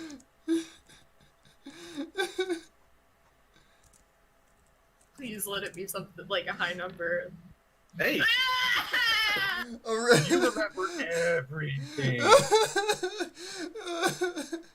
Aurelia's just like off to the side of the bed, like quietly sobbing. What have I done? No. You should. Dude, I seriously think her first word should just be like, she looks over, I want a divorce. So, with that little foray of fun done with, Fun. what do you all wish to do now? I want to go shopping after breakfast, of course. Well, we need to go. I want more magic items, so let's go magic us some dead people. What? You said, Please tell me you said that to me in the room privately. Yes. Yes. Okay. Holy shit. The walls are very thick. Nobody hears you. You are super, super lucky on that one. Please tell me I am not next door to them. I was gonna pass off. I was gonna pass that off if anyone heard as like, oh, you're still drunk. Okay, let's go. But you don't hear it. The walls are very thick and very well made. Look at Good. Aurelia's like Jinx. Aurelia turns to Jinx. Jinx, what did I say about talking about that in public? Or ever? Well, that if anyone hears me, that we need to make sure that they don't remember. Oh. That's where you come in, right? Correct. becoming I'm glad great. you are right. I'm glad you remembered. Let's go. All right. That's as much as I'm getting out of this. If there are witnesses, we erase their memory, essentially. I can't do that yet, but I'm getting there. Apparently. All right, so where do you want to go?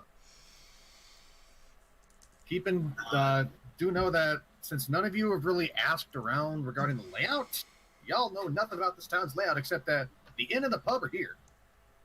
Yeah. The wizard is in the weird zappy pad nearby. Okay. Where did he say the bad stuff was? I forgot. I'm back in the. Is it okay to say that at this point it's I'm back in the I'm back at the bar/restaurant area of the. Move your token, but yeah. Okay. Yeah. Please move. I'll move my token to the pub. So You're I'm in there just kind of having. I already did move my token. All right. So I'm in there eating breakfast. Is it just to retcon this? Can I say that I've already talked to him just to find out what shops would have like good weapons that I could look at, potions and stuff like that I might need, things like that. Is it okay to say that? I just don't want to like have to go through that in character and take up more of everybody's time. That's fine. Okay. Yep. Pretty much let you know that the majority of the shops are south from where the And to retcon things further, I share this information with Aurelia when she comes. Okay. Also, And- hey, Darkon. And Lief when he arrives. I tell Jinx nothing. dick. My name is Richard. Also, Darkon, reset your health button. Yeah, but your hangover isn't that bad. It didn't prevent you from regaining health. I reset my health on the actual character sheet. Oh, there is one thing that is going to happen here. Fu is going to hand a mug of water to Aurelia because he's seen that look before. He knows what a hangover looks like from the outside. Hand that over, and he's like, So, not all marital bliss last night, was it? None of the like. Okay.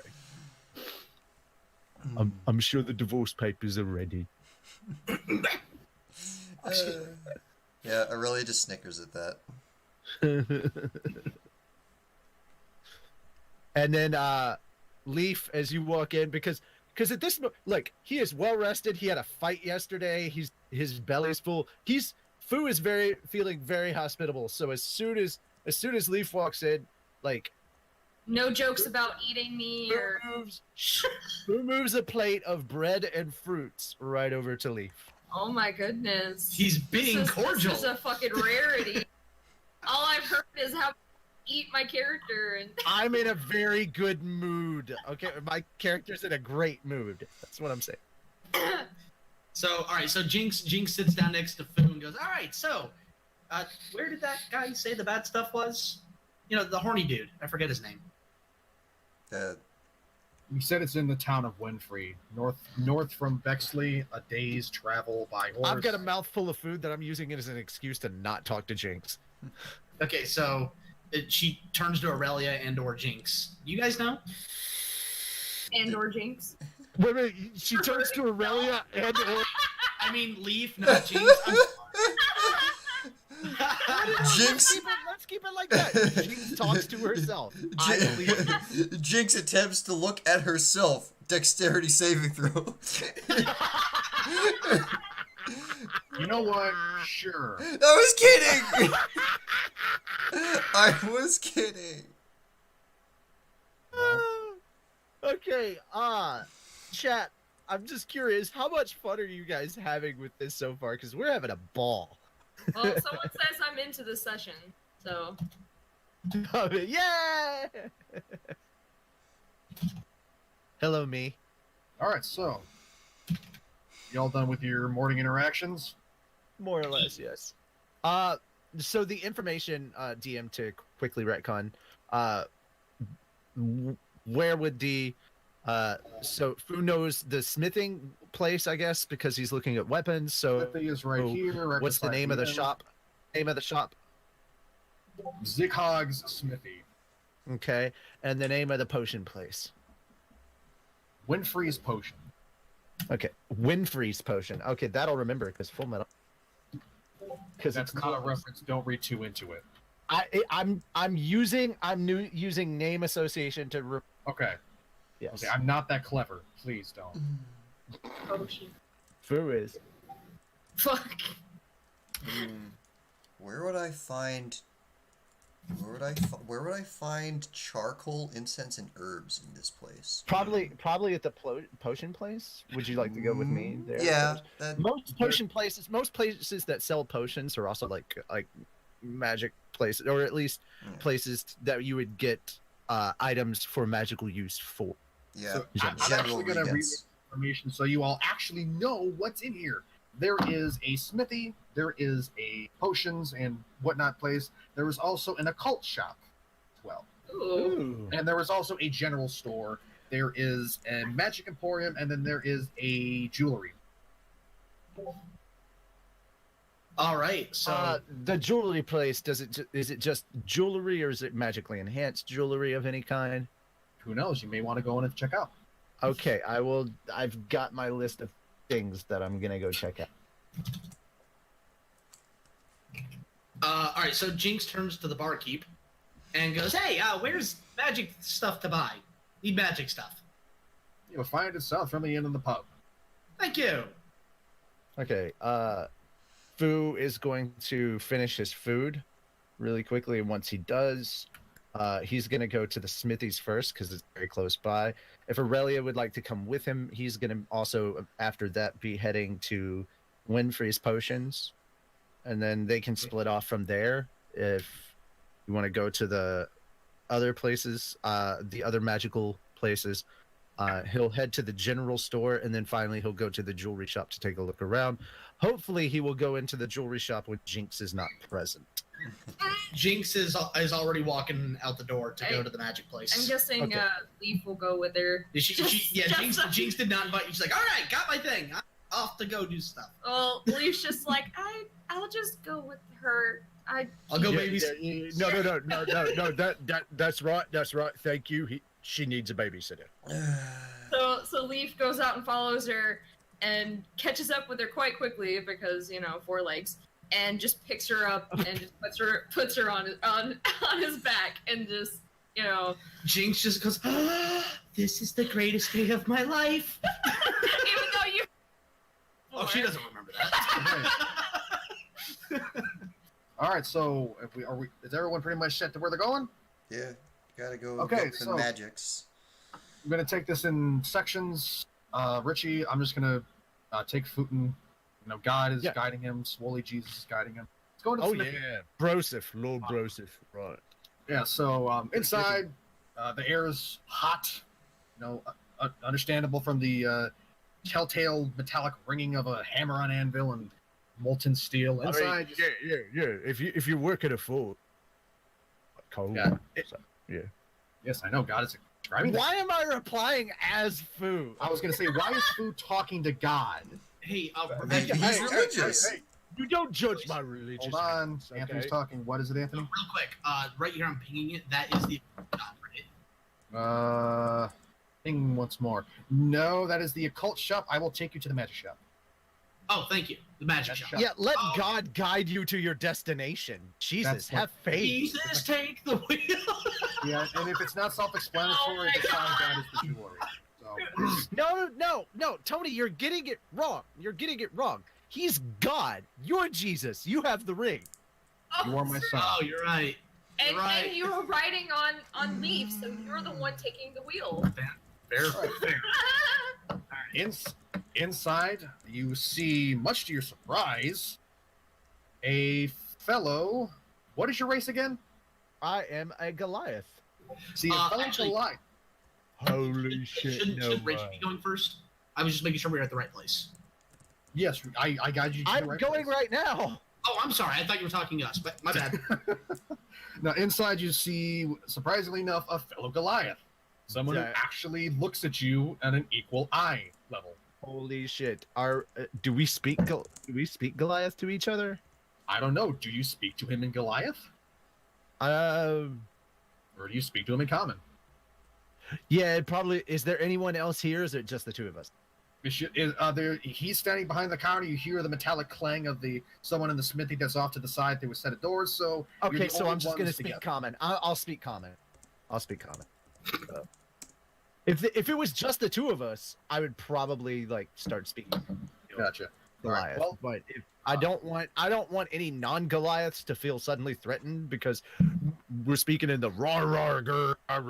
I think that's orcish, but okay. Anyway, that's racist. Destructively so, but I'm God. God is racist. Moving on. The fellow Goliath looks to you and actually kind of gives the most he does is gives kind of like a blink of surprise, like, oh, huh, that happens. But he assumes an air of professionalism and gives you a wave and says, "Good day, good sir. How can I help you? Looking to arm yourself?" Yeah, I'm looking to arm myself with possibly some better wares, or at least some better armors of sorts, you know. Well, can I see what you're currently using so I can gauge what's an improvement? Yeah. Okay. Do you actually need my list? No, of stuff? I know. You've got a great axe, 1d12 great axe, and hand axe. Yeah, I have a hand axe, but it's not great. It's a hand axe. You know, a hand axe. It's a hand axe. So I'm assuming like he, requests it. You just like place it on the counter for you. Yep, I just. Okay. All right. With that, he looks it over with an appraising eye, admires the edge, and he kind of gives a frown and says, "This is a weapon that's seen much battle, but not much maintenance. Did you find this on the battlefield?" Well, yeah, kind of something like that. So you found it off a marauder, didn't you? Or something like an orc? Well, actually, yeah, I think it might have been an orc. I might have pulled it out of an orc. I don't know. He sniffs the blaze like, I can tell. Smells like an orc. Anyway, smell like rot. That's racist, DM. Oh, you see as it comes. Anyway. Oh my God! With that, you'll have the orc camps. Yes, the orc camps. Anyway, moving on. With that, he gives it a heft and says, well, an admirable weapon. It's very heavy. It's got a nice edge, but it's hardly balanced. So, I could attempt to improve this weapon. We definitely need to fix that. Yeah. I could definitely try to. In fact, I would like to apply all of my weapons for a little bit of maintenance and some TLC. Obviously, okay. getting them sharpened up and everything. So just doing that, and just to retcon this, are there any armor or weapons that are better than what I'm currently using? Well, you're a barbarian, so you really want armor? How much would it slow me down? Because I can wear light armor, medium armor. But that overwrites your class's feature of basically you use your constitution and your perfect. Oh, okay, yeah. That'll erase that. So you'll be using the armor and not that. So do you? Want to wear never armor? mind. Okay. No. All right. I mean, my AC is basically 18 at the moment anyway, and that would retcon it down, wouldn't it? All right. So with that, there's some good suits of armor, and the weapons for the most part they look like finely crafted weapons, but you're looking at weapons trying to discern if they're an improvement on your weapon. Right. What? Okay. In that case, to my great axe, it has a +5 hit DC. Okay, I'm gonna say try and make an investigation check with disadvantage. Oh Jesus! What is my investigation at? I don't even. You are trying to discern the make and quality of a weapon in a trade that I'm guessing investigation. Fu is not proficient in. So, Rich, you have a +3. Yeah, I see that now. I'm looking. 12.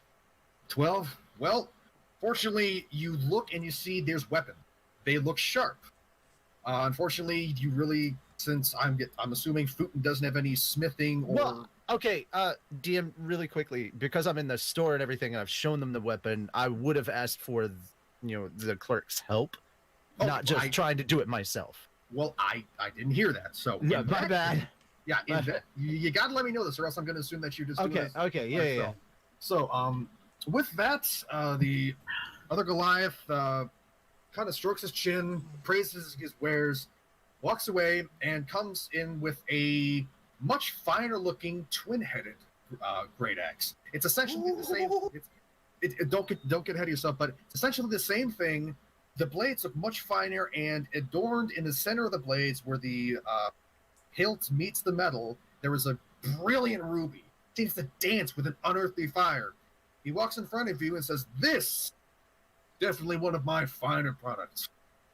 It's finely balanced. It'll cleave any enemy in front of you in two, and it's got a fiery kiss the likes of which your enemies will never forget. It's treated with genuine wyvern scale." Did Aurelia come in with me? Because I think Aurelia, weren't you coming in with me? Like we were going here, go to the next place that both of us needed to go to first. Okay. Sure. I was thinking I was heading straight to the magic place, but well, I mean, I could tag along. If you want to retcon it, you can, but well, it wasn't a retcon. I was at the magic shop, but okay. So Aurelia is with Futon in the smithy. Yes. Yeah. Okay. Because I thought we were going. Because the thing that I discussed with Aurelia prior to this was that we were, we'd go to the smithy real quick, and I'd see if there was anything there, and then we'd both go to the next place together because we both were looking around. I guess it was just me being very nervous, not being able to see Jinx at all times. Yeah, that's okay. So okay. So I would. So is it possible to nudge them and be like, "Oh, is it okay if like you do a check to see if that movie does anything special?" First off, what's an Arcana check in universe? But okay. Okay. All right. Could you like detect magic or something on that ruby? You like whatever it is that you guys do. And I before anybody jumps down my throat, I'm using guys and dude in the same gender neutral terms. So don't give me none of that. Okay, Darkon, does Aurelia want to make an Arcana check with the ruby? Sure. I'd like to see how that goes first. Is it okay if is it before to make sure that this doesn't upset anybody? I ask if it's okay if he checks to inspect the goods. To inspect the weapon, and or specifically to inspect the ruby and the weapon itself for any kind of magical stuffs. The Goliath gets jerk and says, "Of course! I wouldn't expect a warrior to buy a weapon just based on vision. You must feel it in your hands." Hell yeah! Just don't walk out the door, or just don't walk out the door. Yeah, I'm gonna pay for my stuff. Man. So he let you do your stuff. Darkon, if you want to do an Arcana check, roll that shit. Roll. That is absolutely a ruby. Okay, well, here's the thing. Okay, so you can tell there is a trace of magic. It's not the kind of magic that a wizard or someone who uses magic would like enchant something with, but it carries like a natural magic to the magicness, and it carries some form of pyrokinetic energy inside of it. Okay, so I know enough that he's not bluffing. There's something there. Okay. Interesting. Right, so The behemoth just kind of chuckles and says, "Would you like me to tell you what this weapon can do? I'm assuming you're checking it to see what this ruby does, yes?" yeah. Well, yes. Right, I'd like to know. Yes, it's a fire ruby. Simply Hell yes. Simply put, it adds a burning kiss to anybody unfortunate enough to meet this accident fate. Essentially, it adds kiss. That sounds so epic. It's essentially your base great axe, but with the 1d4 to fire damage added to it. Okay. How much? Oh, so this will let you have it for 200 gold. Dang. I gotta look at my wallet. I'm pretty sure I have that, but where is my freaking money The at? behemoth holds this with pride. This is like one of his best works. Hell yeah! Where is your bonus action? Yeah, I'm trying to find where my thing that shows my money and stuff is, so I can add and remove my money. Royce, did you say the behemoth holds it with pride? Oh, You mean the Goliath. Goliath? Well, we Yes. both have Monster Hunter and Behemoth on the mind. yes, ignore what I said, the Goliath. Also, All in case I didn't action, say bonus this, action, reaction, other I limited could, use. I could, I'm, Equipment. There we go. There we go. Hold on. I have 450 gold. I am okay. Without hesitation, what would I type in to add this? Just fire and great axe, or would I have to? I don't know. I've never oh, used the if system you're to use using, if you're using the it's basically D&D it'd be your Beyond, damage. I don't know how that Yeah, would I'm work. using D&D Beyond. Okay. We don't- Well, we'll figure this shit out. Yeah, If you have after the stats, written down, we'll work It's on this the after. the regular great axe, but you also roll an additional 1d4 for fire damage. Okay, cool. We'll set that up. We'll set that up after. Essentially, with the biggest grin on his face. Let me get out my coin purse. Holy Like crap! it's even got a little biggest class. grin on his face. Who reaches into his coin purse, grabs 200. You said 250 gold. Yes. Grabs 250 gold, slams it down on the table, and says, "Done." Good man. With that, he counts it out and slides it into a coin. What is the into a fee? chest. What is the fee for the implement of the weapons? Like for just the maintenance of the weapons to get them all situated properly, and He's including those. He's including those in as free. oh, since you that's essentially- it. That's all of it in the fee. So it Yeah, was essentially a bulk order. Cool. Yeah, he didn't expect to sell such a valuable item, so he's like, "Fuck it, why not?" Bam! I'm not trying to negotiate the price down, because as soon as I was like, double-sided great axe, ruby that can do fire, 250, that actually sounds about right for like Okay. magical items in stores. Now, with that being said, in the Goliath, not Behemoth, Goliath. Yes. The Goliath who introduced himself as Zighog indicates you can use that weapon just fine. However, your great axe and the subsequent axe, I'll give it 1 or 2 hours, and we should have it done just fine. That's fine. I'll be back for them later then. All right. Meanwhile, Meanwhile, so you're over at the magic. All right, you're at Muna's Arcanum. Stepping inside, you feel a telltale tingle of energy. It seems like the energy stuff is just buzzing around you, happy to be air. Oh no, And Telltale Games. Oh, I'm sorry. Inside, you see an elf woman. She looks at you with very cool eyes and says, "Hello, may I be of service to you?" yeah, I'm looking for magic items. What do you got? Well, young lady, I can promise you've come to the correct shop for your magic items. Oh yeah, I can tell by the sign out front. Yes, very good perception, young lady. I feel No, like yeah. I feel like the person walks into a library. Hello, I'm here for books. Fucking walks into a car lot. Yeah, do you have any cars? So, with Yeah, that, the elf, she gives a smile and she says, "Well, what in particular are you looking for? I have many things, but it will take us hours upon hours for me to go over my entire stock." Well, why don't you just run me through your greatest hits, as it were? God damn My greatest hits. Well, Leaf.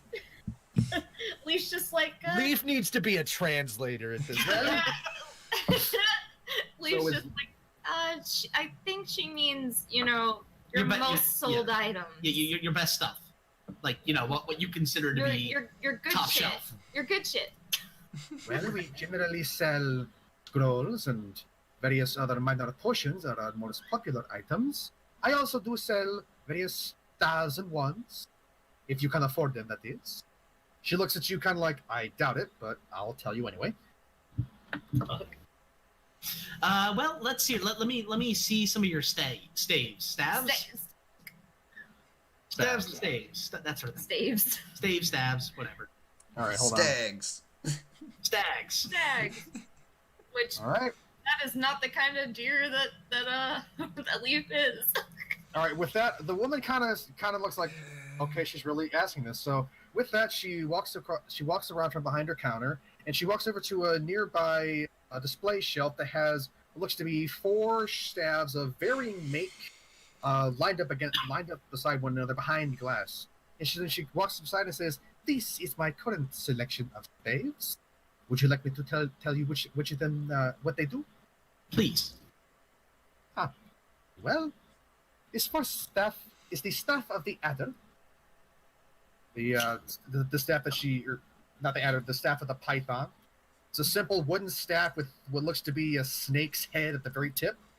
Wait, hold up. So, wait, is she talking about staff of Adam or staff of Python? Adam. Staff of the Adam. python. Python. Okay. Okay. Yes. Next staff that I have is a staff of charming. The staff beside it is another similar wooden staff, but it's much more intricate. It's much more finely grained, and it's got a pleasant-looking ruby adorned at the very tip with some gold inlaying. Pretty. So, what do they do? You are joking, are you? Well, I don't think she is. okay, so I'll character. So basically, the staff of the python is you can use an action to speak. Oh, the staff. Adder, not Adam. I had a feeling you didn't hear that. Yeah. I heard Adam. Yeah, I heard Adam. Sorry, that he was clarifying something. Okay. So, staff of the python, you can use an action to speak the staff's command word and throw the staff on the ground within 10 feet of you. The staff becomes a giant constrictor snake under your control and acts on its own initiative count. And by using a bonus action to speak the command word again, you return the staff to its normal form. So so in other words, it's the thing. Was that Moses? Who did that in the Bible? Oh man, It don't. was Moses. It was Moses. It was All Moses. right. So keep going. All right, the next. All I'm hearing so far is shit that Jinx should not have. in her I possession. know. That's what I'm talking Keep about. going. Keep All going. right, the next one. The next one she indicated, which was the more finely grained, more decorated staff, was a staff of healing. The staff has 10 charges. While holding it, you can use an action to expend one or more of its charges to cast one of the following spells from it using your spell save DC and spellcasting ability modifier: Cure Wounds, Lesser Restoration, or Mass Cure. The staff regains 1d6 charges plus 4 daily at dawn, and if you extend the last charge, roll a d20 on a 1. The staff vanishes in a flash of light, lost forever. So don't overuse it if you get that. Yeah. All right. So you said there was 4 staffs or 2 staffs? 4 staffs. Okay, 4. All right, cool. Keep going. And the third one is a staff of charming.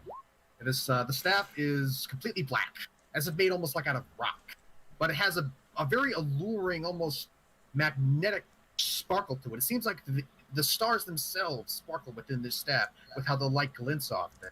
And the staff of charming, while holding the staff, you can use an action to expend one of its 10 charges to cast Charm Person, Command, or Comprehend languages from it using your spell save DC. The staff can also be used as a magic quarterstaff. Tell Aurelia. Yep. All right, keep going. And finally, she looks at you with, she kind of takes a pause, like, okay, she wants He's it. the resistance.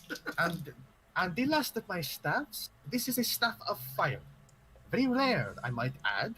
And basically, staff of fire, the staff has 10 charges. While holding it, you can use an action to expend one or more of its charges to cast one of the following spells from it, using your spell save, Burning Hands, Fireball, or Wall of Fire. And the same as the healing, it regains 1d6 plus 4 extended daily charges. Roll a d20 if you use the last one, and on a 1, the staff goes poop. I am gonna regret saying this. Tony, get that, because that makes you even more megamine. I know I that's was what I'm trying. hoping you'd go Jinx- staff because of what Jinx- happened today. Jinx is trying to keep a poker face. Okay, so you said the one was called Roll charisma fails. So we had the staff of charming, and then what was that last one you said it was called? It was the staff of fire, and the staff of fire is the wood itself seems to just have this cindery grain to it, like it's like the wood itself is actually kind of like a fire almost. Very beautiful. Okay, all right. So that staff of charming, I actually have someone who would be interested in that. So I will recommend she come here and look at that immediately. I was wondering if maybe I might get some sort of, I don't know, discount on the other one for bringing you new business? Question mark. She says question mark. How is she this roll- intelligent? Roll for persuasion. She isn't. She isn't. Persuasion. Okay. Just a moment. You're very charismatic and stupid. You're like, how? She's like, how is she this intelligent? Ah, Literally fuck. just. question. The elf hold on. looks at you and Well, it's a 10. Hold Oh, on, wait. hold on. hold on. Do you want to use a luck? A luck? I am gonna use a luck. I'm gonna use Okay. Yay! You finally used it. Oh, I'm so proud of you. a luck. There we go. Damn. I was really hoping it was lower. With Yeah, that, a 1. the elf looks to you, and she has a somewhat doubtful expression on her face, and she says, "I will debate giving you a discount if this so-called friend actually arrives. You must understand. If I believed any individual who said, 'Oh, I'll bring you my friend who will bring you business if you'll give me a discount,' I will be more than happy to do business with you once your friend comes and does show interest." Jinx turns to Lief. Lief, I need you to go get teacher. Gosh. What's really funny, what would be hilarious is he comes back with food. He's like, "What do you want? What? Oh my god!"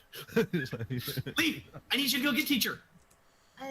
Leaves just like, I Go, don't... fly. I mean, run. Whatever it is you do. Okay, so Oh my god! Leaves hesitant to leave her here by herself. well, does Leaf go or does Leaf not though? That is your choice. Does Lief even know where we are at the moment? No. Well, no, because he overheard what you guys like. Yeah, but he doesn't know where it is. Fair, but I mean, you can probably I go will say look. that is true. You step Yeah, out. but You like, step out. You take a left. and Leaf you is look a up. deertaur, not freaking part yeah, wolf. but how does he know that? Sense Like, of smell is not that great. Fair enough. Okay, So okay. anyway, so Jinx turns to the. And Fu took a bath last night. He's not that smelly. So Jinx turns to the lady and goes, "All right. So what's the price with the discount and without the discount for the fire staff?" You wish to buy the fire staff? I love the little chuckle in your voice. I'm sorry. If you wish to buy the staff of fire, it will Yes. cost you 1,000 golden coin, and that is with the discount. If you do not oh bring your friend, Yeah, you're It you're is one- asking to have fireball on an item.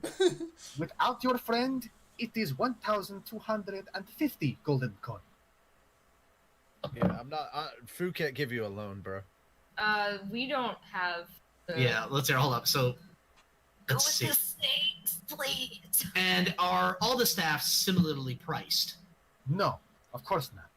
They all do very different things. I'd be a fool if I priced them all exactly the same. All right. So what's the staff? What's the staff of Charming? The staff of charming is 500 gold pieces.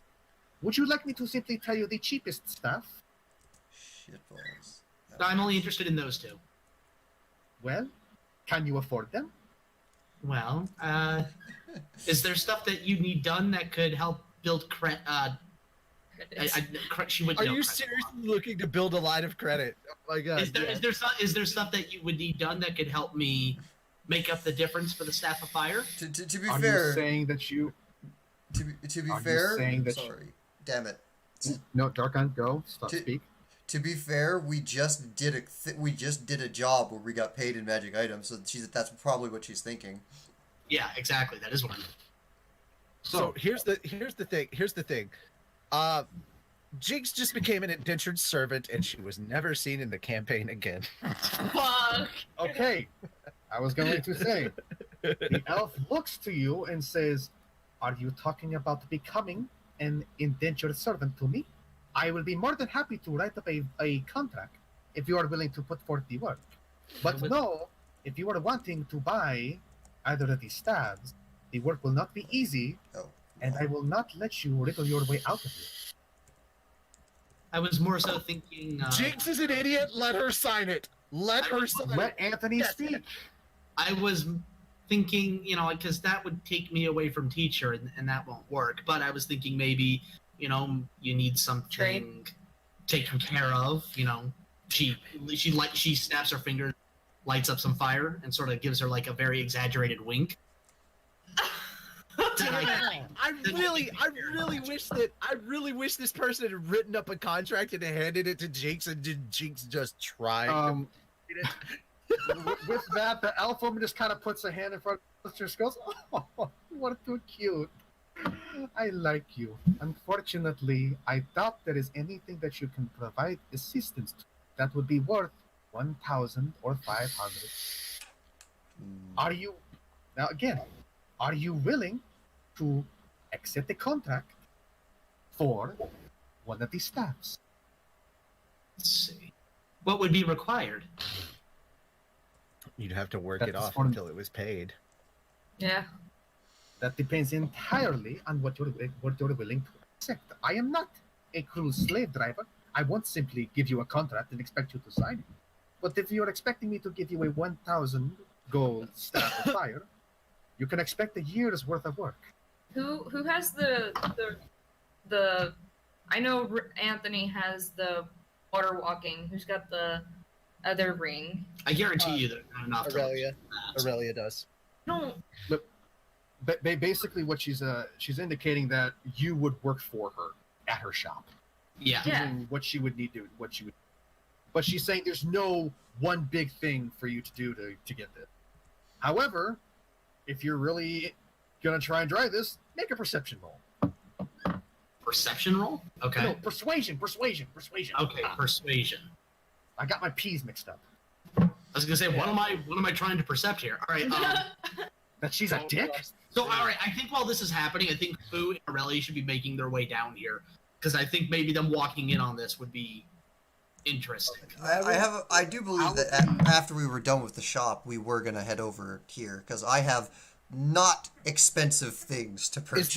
Is this the place where the potions are, or is that a different place? The potion, It's- Potion shop. Potions Right are there. close by. but then we Okay. have the rings right So here. we're on our way to the potion shop when Lief comes out and goes, "Oh my god!" And we're like, what? Jinx is about to sign something. Aurelia, Okay, so Oh god! Oh god! Okay. Oh, no. pause. As this is happening, I'll let Richie and Darkon move Aurelia and move Futon to wherever you want them to be right now. Okay, Like within a couple are- minutes worth of walking. So I'll say that's enough to be anywhere within this. I'm following Aurelia because I basically got most of what I. So Okay. Aurelia and I are, we're walking along. Because So is it safe to say that we're probably right about here or whatever, and like, I'll say that you're about to enter the shop. yeah, all right. So Lief. The is door's it right is it here. the ring shop? Is that like the one we looks were like the thing- originally headed to? the thing that Aurelia is particularly looking for is a location that would sell like charcoal and herbs. Where would that be? That would likely be the potion shop. Okay. Oh, okay, yeah. Is this the potion shop right here that we're next to? You mean the shop that's got a picture of a potion bottle on it? It looks Yeah. like a okay. It looks Looks like a it tea looks kettle. like a tea kettle. Yeah. I was Imagine gonna- it's a potion bottle. Okay, so we're close to getting in here, and is that the time that we end up running into Lief? Yeah. Haley, would Lief have gotten out and started going I- looking for them? Because That's it's been a little bit of time since Jinx basically said shoo shoo, go fly, go run or whatever. Fly. I mean, it's no stress, Haley.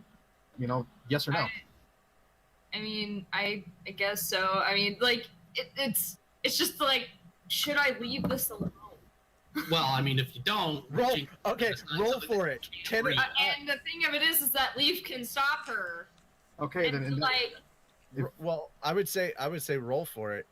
11 and higher, you stay because that is your better judgment at this moment, and 10 and below, you go get us because that's kind of going against your better judgment. Does that seem like a more fair way to decide? I mean, I guess so. I'm a very It's up to you. indecisive person. That's why You we want- have D20. Let RNGesus be your decider. The only Yes, force let greater than RNGesus God. decide for. All right, well, here we go. I guess I'm stay. staying then. Yep. Okay, so we're going in the shop for the Okay. potions. So, Wait, I- does this I wanna- tell you about the ring shop as well? Because it looks like they're connected. yeah, they're connected. There's like a partisan, like a curtain along either side that you can kind of push aside. Safe Okay. to say that we've gone inside the potions thing. Yeah. However, I want to wrap up Anthony's thing before. No, that's fine. I'm just trying to Yeah. place my Oh, yeah. token inside the potion shop. Jinx thinks on it, and she goes, I'll get back to you on this, and then walks over to the ring store. Very well. Genuinely Actually- surprised. And follows her because he's like, I'm surprised you. No, right now Jinx is trying to figure out a way for her to obtain it without having to really do much. Now the elf woman gives a wave, and she gives it a genuinely, I fine. mean, you know what? Round of applause because Jinx didn't think light the place on fire and take it. So, Well, I mean, she may come to that conclusion. oh god. So, If you Okay. do that, oh my god, Futon is disavowing any knowledge of you. Okay, so as you step into the other half of the kind of conjoined shops, you immediately find, enclosed glass cases and displays showing fine jewelry, very nice jewelry, as a matter of fact. And standing behind this counter, in an odd kind of shift from the drow elf that you saw in the other one, you see a wood elf here in this shop. She looks at you and says, "Hello, how can I help you? My name is Luna." rings, magic rings. You have them? I have some magic rings, yes.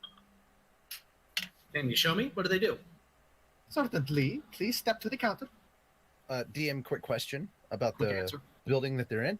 Are there windows in the back? No. Okay, I was gonna say, can they actually see us going into the potion shop? But if they can't, then never mind. Still at this moment that you guys are already in it. Okay, well now Aurelia's in it. I was gonna be like, Okay. With that, the wood elf, who's adorned in a very nice gown with some truly tasteful jewelry, leans down towards the counter, and she gestures you to a very ornate circular display that has 3 rings on it. These are my current stock of magical rings. My sister was nice enough to enchant them for me. Okay, so Wait, your sister, as in the girl next door? yes, my sister Mona. Dude, I don't even want to know how your tree works out. And they're My family adopted her, so technically not blood sister, but we're still sister. Okay, I Key, know. I was gonna say, you seem a lot more pleasant. I know she can be kind of a bitch. oh damn. I like I- you. From the other hand, you can just. I heard that. Mona. I was gonna say like soundproof curtain. No, there's nothing magical about that. But no, Luna she has a much more warm demeanor. She has a professional stature, but she's a much more kind of casual, like hello, come in. So with that, she gestures over to the circular display of rings, and there are indeed 3 rings. Here are my 3 magical rings. This first ring you can see that has the nice, lovely emerald, goes wonderful with the dress, is the ring of jumping. And ring of jumping, while wearing this ring, you can cast a jump spell from it as a bonus action at will that can target only yourself when you do so. And that triples your jump height. Okay. This next ring, with a stunning sapphire, is a ring of mind shielding. With this mind shielding, while wearing this, it allows other creatures to read your thoughts, determine whether you are lying, know your alignment, creature type. Creatures can telepathically communicate with you only if you allow it. You can use an action to cause the ring to become invisible until you choose another action to make it visible, until you remove the ring or until you die. You die while wearing the ring, your soul enters it, unless it already houses a soul. You can remain in the ring or depart for the afterlife. Okay. All right. And lastly, we have a ring of warmth. This is a lovely tourmaline, goes stunning with a good summer dress. And the ring of warmth, essentially, while wearing this ring, you have resistance to cold damage. In addition, you and everything you wear and carry are unharmed by temperatures as low as 50 degrees Fahrenheit. Damn. Okay. All right. Well, out of curiosity, You cut out what? how much is the ring of jumping? The ring of jumping? I can let you have the ring of jumping for, let's say, 150 golden coins. Jeez. Welcome to All right. Well, welcome to the Magic I'm gonna Economy wait- of I'm 5th gonna wait edition. for my- magically enhanced items are not cheap. Yeah. I'm gonna wait for my teacher, and she just goes and just chills outside. But especially in 5th edition, where the entire concept of magic shops is like optional in the first place. Yeah, they really are, especially. The The wood elf looks over Lief and says, "Can I help you?" Lief is actually interested in the last ring. Warmth. Yeah. The ring of. I think that was the ring of warmth. Ring of Worms. Certainly. That ring is 100 golden pieces. Yeah. Leaf's just like, Give you 80. Does she want to try and haggle? You no. can haggle. Don't think you can't. I mean, I could try, but I It's doubt only it. if you want to. You don't. You're not forced. But yeah, always know that you have the option of haggling. It won't always work, but there is always an option. That would be like persuasion, wouldn't it? Yes, you're persuading them to lower their price. What are you trying to have? I don't want to. I don't. Because I think that's all I have is. You have gold 87. And I don't like, you know, I wanna. That's all I have is 80 pieces. So, More than I do. yeah, but you also silver pieces. So, quick question. So, I'm guessing Lief is just kind of standing there, kind of just thinking for him right now, like debating. He's basically just, no, it's, I'm good. Well, Like, Luna because kind of. money. Well, Luna looks to you and says, "Well, I understand that my products are not cheap. However, if you're willing to enter into a contract, I'd be more than happy to give a payment arrangement." Lief is not stupid. what is it with magic items and sell your soul for them? Lief's Why like, do you assume they want your soul? They are clearly warlocks. How do you know that? Excuse me. It's not about your. They want your body. Also, how long does it take for Excuse me, Aurelia to alright, buy not some for damn sex. charcoal? Excuse me. Not for any sexual purposes. For labor. They want Okay. your body for labor. So, Lief Clarify. looks at her and he's just like, I know what kind of sick bastards we have in our audience. no thanks. And he walks out to join Jinx. How long does it take? take? How long does it take to buy some jammed charcoal and incense? well, I'm sorry. I was focusing on Anthony and Haley's interaction. Yeah, God. I was hoping to get to them before their interaction was finished because Aurelia's just walking in and getting 10 gold pieces worth of charcoal, incense, and a few other assorted things for a spell. And then that was it. I'm in to get some potion. Oh, okay. Okay, well, with that, as you step into the potion, you see a stocky-looking, not orc woman, dwarf woman standing behind the counter. She looks at you and says, "Hello, welcome to my shop." I don't know what kind of accent that was. I do. Oh, I know exactly. Yoo-hoo, big summer blowout. oh my god. That's what it sounded like. That's why it started. My name is Winfrey. Welcome to my shop. How can I help you? Yeah, I'm looking for some potions. Yes, I what have kind of those. Potions? What kind of potions do you have? So, well, with this, I have healing potions, potions of various cures, a couple poisons if you wish to kill someone. No. I don't need no poisons like that for now. Thank you. I'm just looking for just some healing potions. What other kind of potions do you? I do have some healing potions. I Okay. also have a few improvement potions if you're interested. Some improving potions. Yes, improvement potions. What would they improve? Various things. A couple things to improve your strength, improve your constitution, be a very big, strong body of a man, improve your reflexes. Oh, okay. All right. So, right. So, what different kinds of healing potions do you have? Because I know there's different tiers. So They're basic healing potions. They're not like They're all fancy. basic healing potions. How much? Yeah. How much per potion? A 1 gold piece of potion. Oh, okay. I'm gonna. How many basic healing potions does she have? Yes. Okay, I'll drop. You said one apiece. I'll drop 10 gold. And how much was the freaking Improvement potions. yeah, the improvement potions? Those are going to be 10 gold piece of pop. Okay, well, you said there was strength. You said there was strength, Constitution, constitution, and dexterity. That's what it Yes. sounded like. Yes. And they're There was- 10 a there was- pop. Yeah, they're essentially decoctions.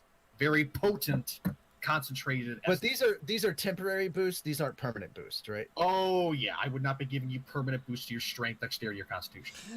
Fuck that, man. I wanted I would love to have a permanent boost to my dexterity, but no. there's no. Yeah, in that case, you are looking for the manual of Herpaderp. The manuals and tomes are the permanent increases in the game. Okay, I'm not necessarily going to worry too much about that because my strength, my constitution are pretty high. My dex is actually pretty good. I mean, it's not amazing, but it's definitely not my lowest stat. Shit, my lowest stats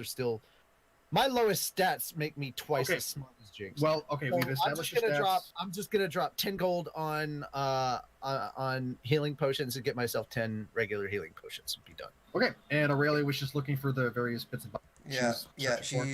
She is purchasing 10 gold pieces worth of charcoal, incense, and other things.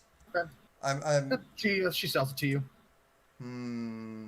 Actually, I don't actually have the legal availability of doing identify yet because I don't have the pearl. Would there be how much actually is that damn thing? Would there be a pearl worth at least 100 gold pieces here? No.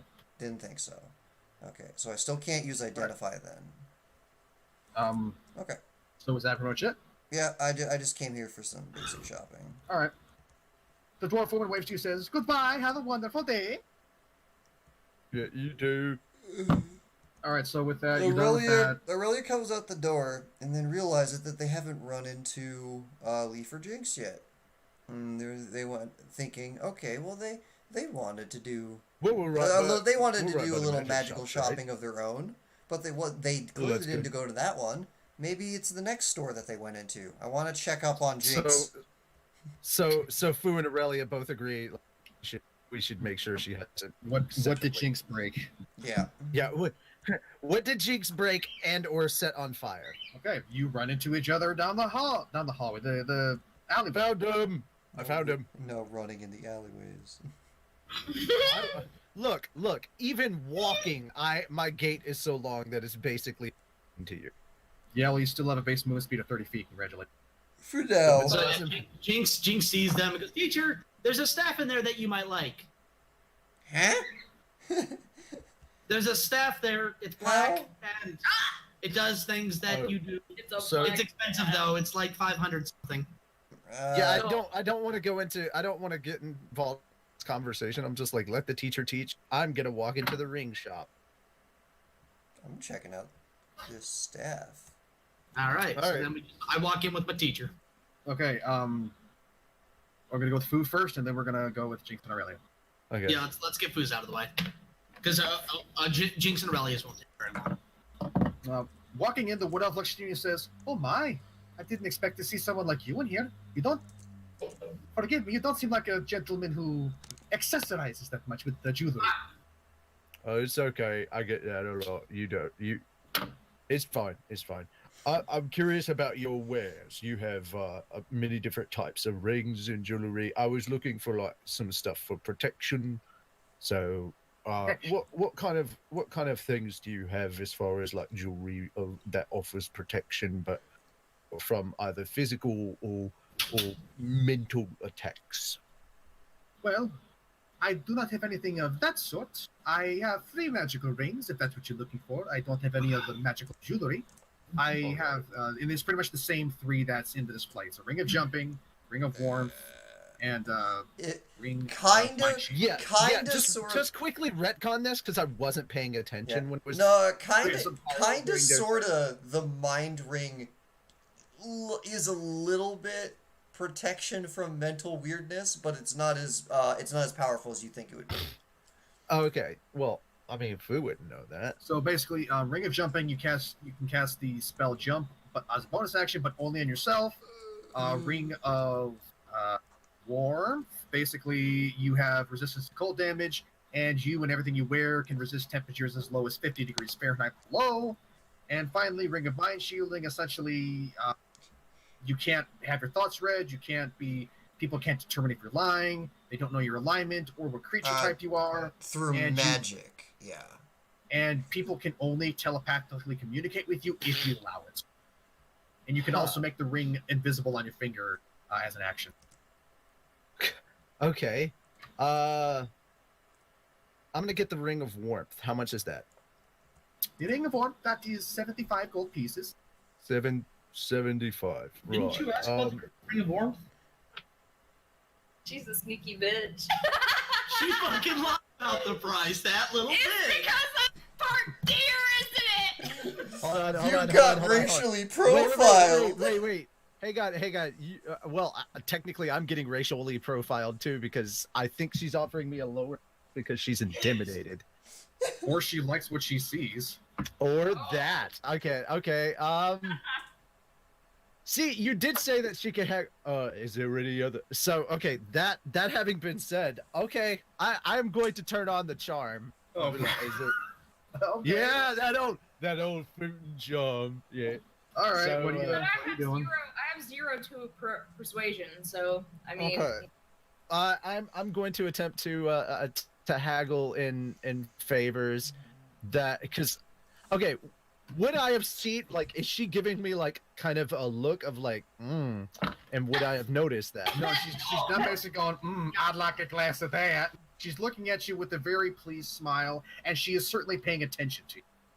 Okay. Would I have to roll, would I have to roll, like, a perception check to know that she's, like, kind of eyeing me up and down, but not in, like, he's not gonna make trouble kind of way, but I like what I see kind of way. She's not making any visible indication. Okay, If- so it wouldn't have seemed like that. You know what? Fuck it. If you're looking to read body language, that is insight. If you Insight. Insight is body You language. can. Damn it. Okay, I'm gonna attempt to do it. I don't think I will succeed very well. And what do you know? As soon as I say I don't think I'm gonna succeed very well, I finally don't roll a low number. That's about right. Okay. Insight is a +1, so that's a 19. I rolled an 18. Okay, you can tell that her body language and the way she's viewing you in a positive light. She is obviously interested in you. Not in that way.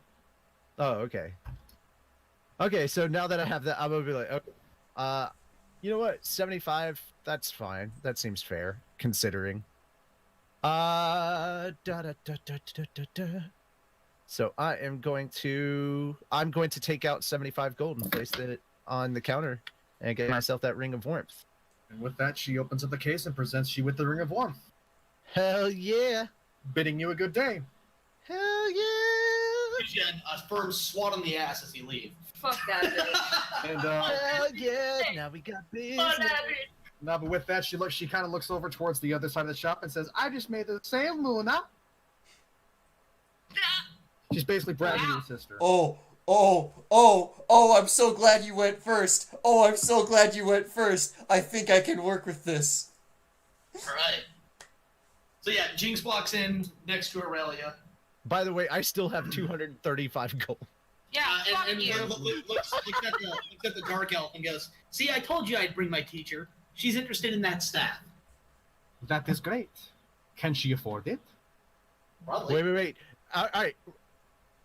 DM, is it possible to say that right as she says that, that's when you hear the one on the other side say, "Luna, I made the sale"? It's like, No, I'm yeah, sure. That has I was curious when the timing was. Yeah, she clenches her jaw, but you don't see any other emotion. I'm just imagining like this giant shit-eating grin just spread all over Jinx's face. It's like, ha. Anyway, the drow elf looks to Aurelia, and she actually shows a bit of actual respect. Like, oh, this person actually looks like they know what they're doing. It's like, you know what? Jinx may not know what she's doing, but she's powerful, so fuck off. It's how she presents herself, man. I know. Fine. Anyway, okay, Aurelia's here. What does Aurelia do, Darkon? My compatriot? Student, Babysitting apprentice. thing I have to babysit? My apprentice. My apprentice has informed me you might have a piece of wares to my interest. If she is referring to the staves, yes, she has stated that she would bring an acquaintance of hers over to look at my wares, in potential promise of. Oh God, that was weird. Sorry. In potential promise of a discount. However, I made no promise that it would be without a sale from you. Okay. Is it safe for Fu to walk over to this side now that his transactions expired? He's just kind of moving to where everyone. Yeah. Yeah, you can do whatever you want. Aurelia looks at her and goes, "What did she try to buy?" Well, she showed interest in the staff of fire, and the staff of charm. It's at this point that Fu walks in. Yeah. Aurelia The can look staff at. of fire. Aurelia could probably take one look at the staff of fire and go, of course she goes for the most shiny, holy crap thing in the entire room. Yeah, and Muna just indicates that the staff of fire is 1,000 gold pieces with the discount, 1,250 without, and the staff of charming is 500 gold.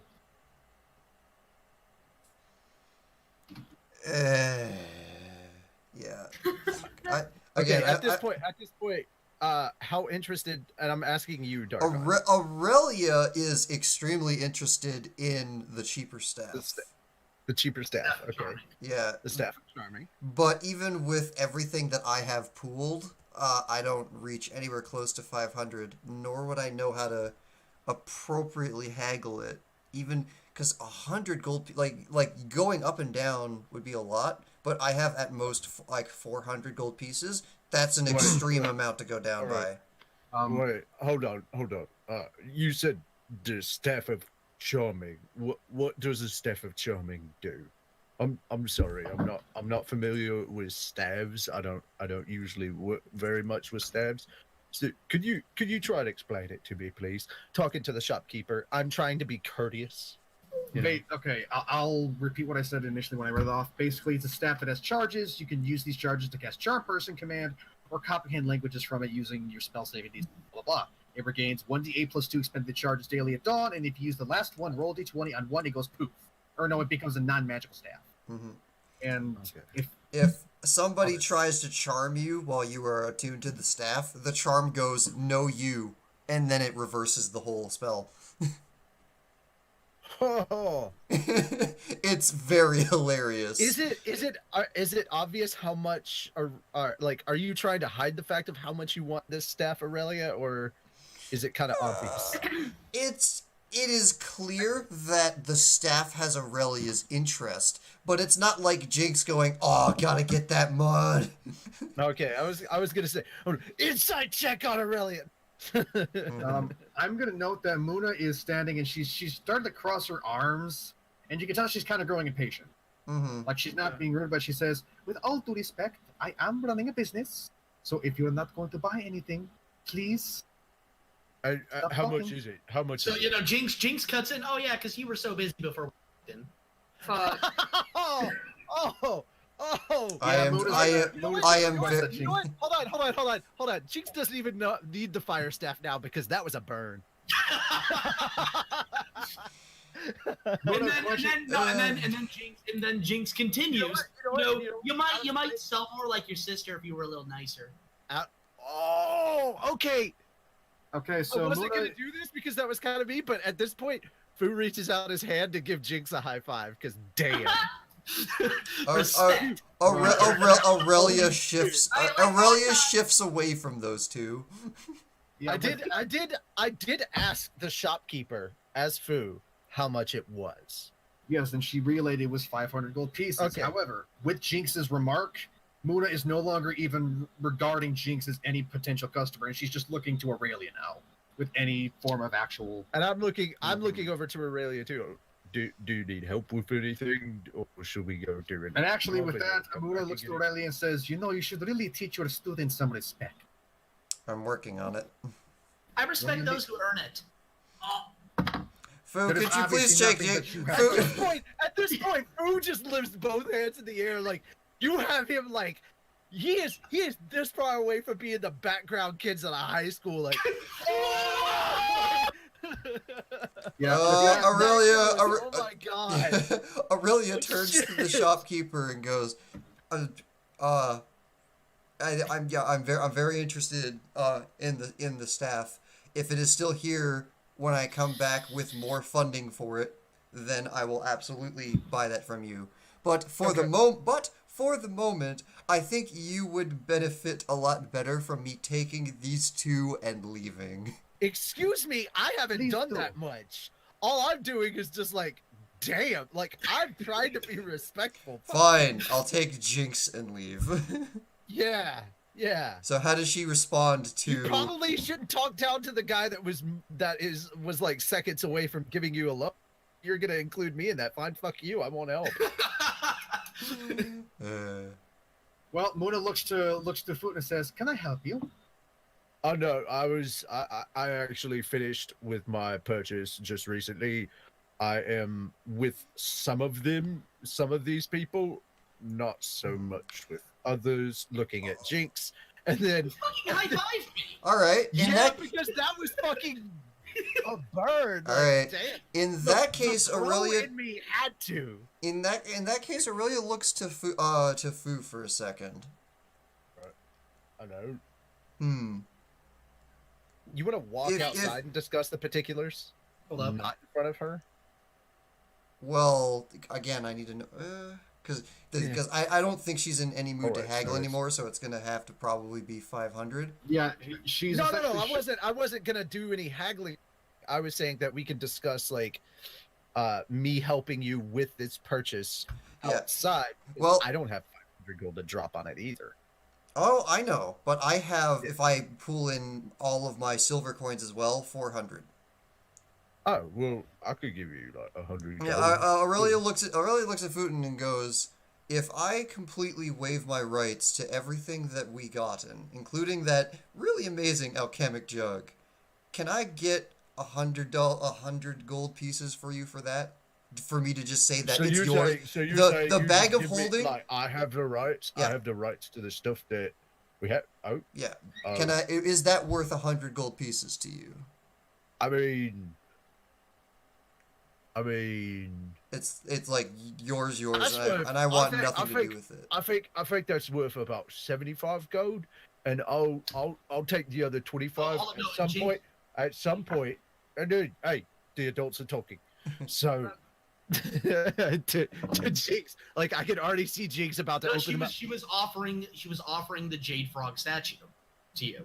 Oh no, I'm good. I actually 25 at a later date for an undetermined favor or a life-saving action.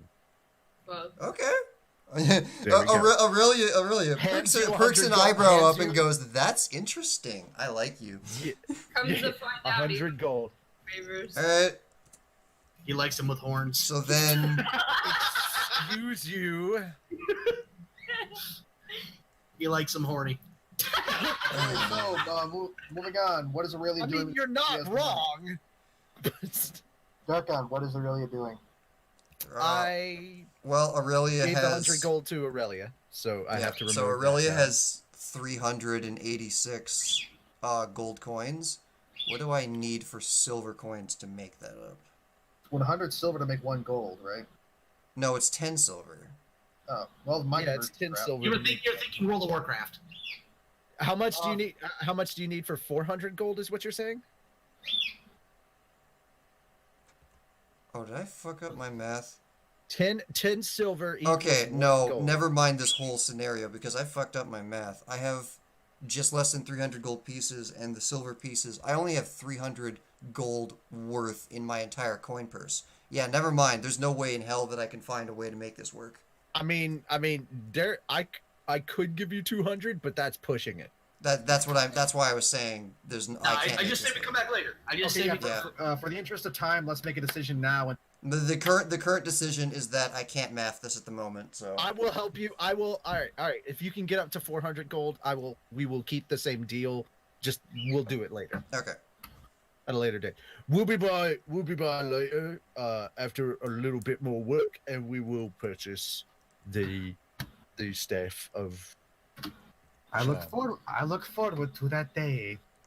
And Aurelia starts pulling Jinx You could almost like ask by your the sister. ear. You could ask your sister over there that I am a customer that does pay a fair price. I'll be back for that staff later, me lady. Oh my god. You're lucky I don't ban you from my shop. You're welcome to try. Oh.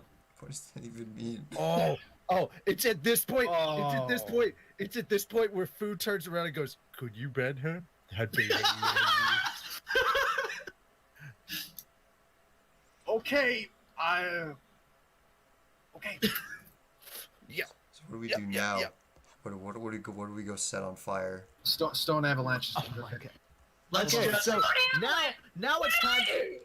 Now it's time to do. Does anybody else have anything else that they need to purchase, or should we actually investigate? I say we go forward. Let's start heading north. Because we're approaching that 3-hour mark. We're approaching that 3-hour mark. Guys, hold on. I gotta cover Puff up. Because I You have know 20 I used a whole lot. You have 20 arrows. I don't think I took any out in the last session. No, you did. You did, because you were at 30 in the prior session. All right, sorry about that. No, that's 20 fine. arrows is kind of pushing it. But DM, I'm sorry to say we're about like 20 minutes away from me having a jet. So. Yeah, I honestly didn't expect the shopping spree to last. Well, I mean, it's okay. It's okay if we end it like. I just feel bad that I Pretty didn't soon. offer any action for y'all to use your awesome flaming war axe. No, Stuff. Well- Hey, you know what?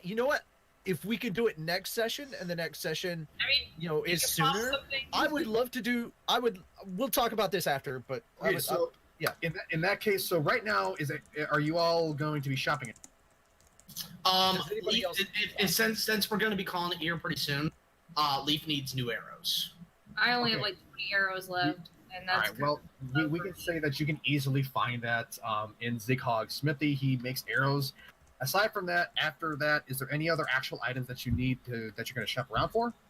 I mean, If not, then we can just have you traveling to the town of the town of question.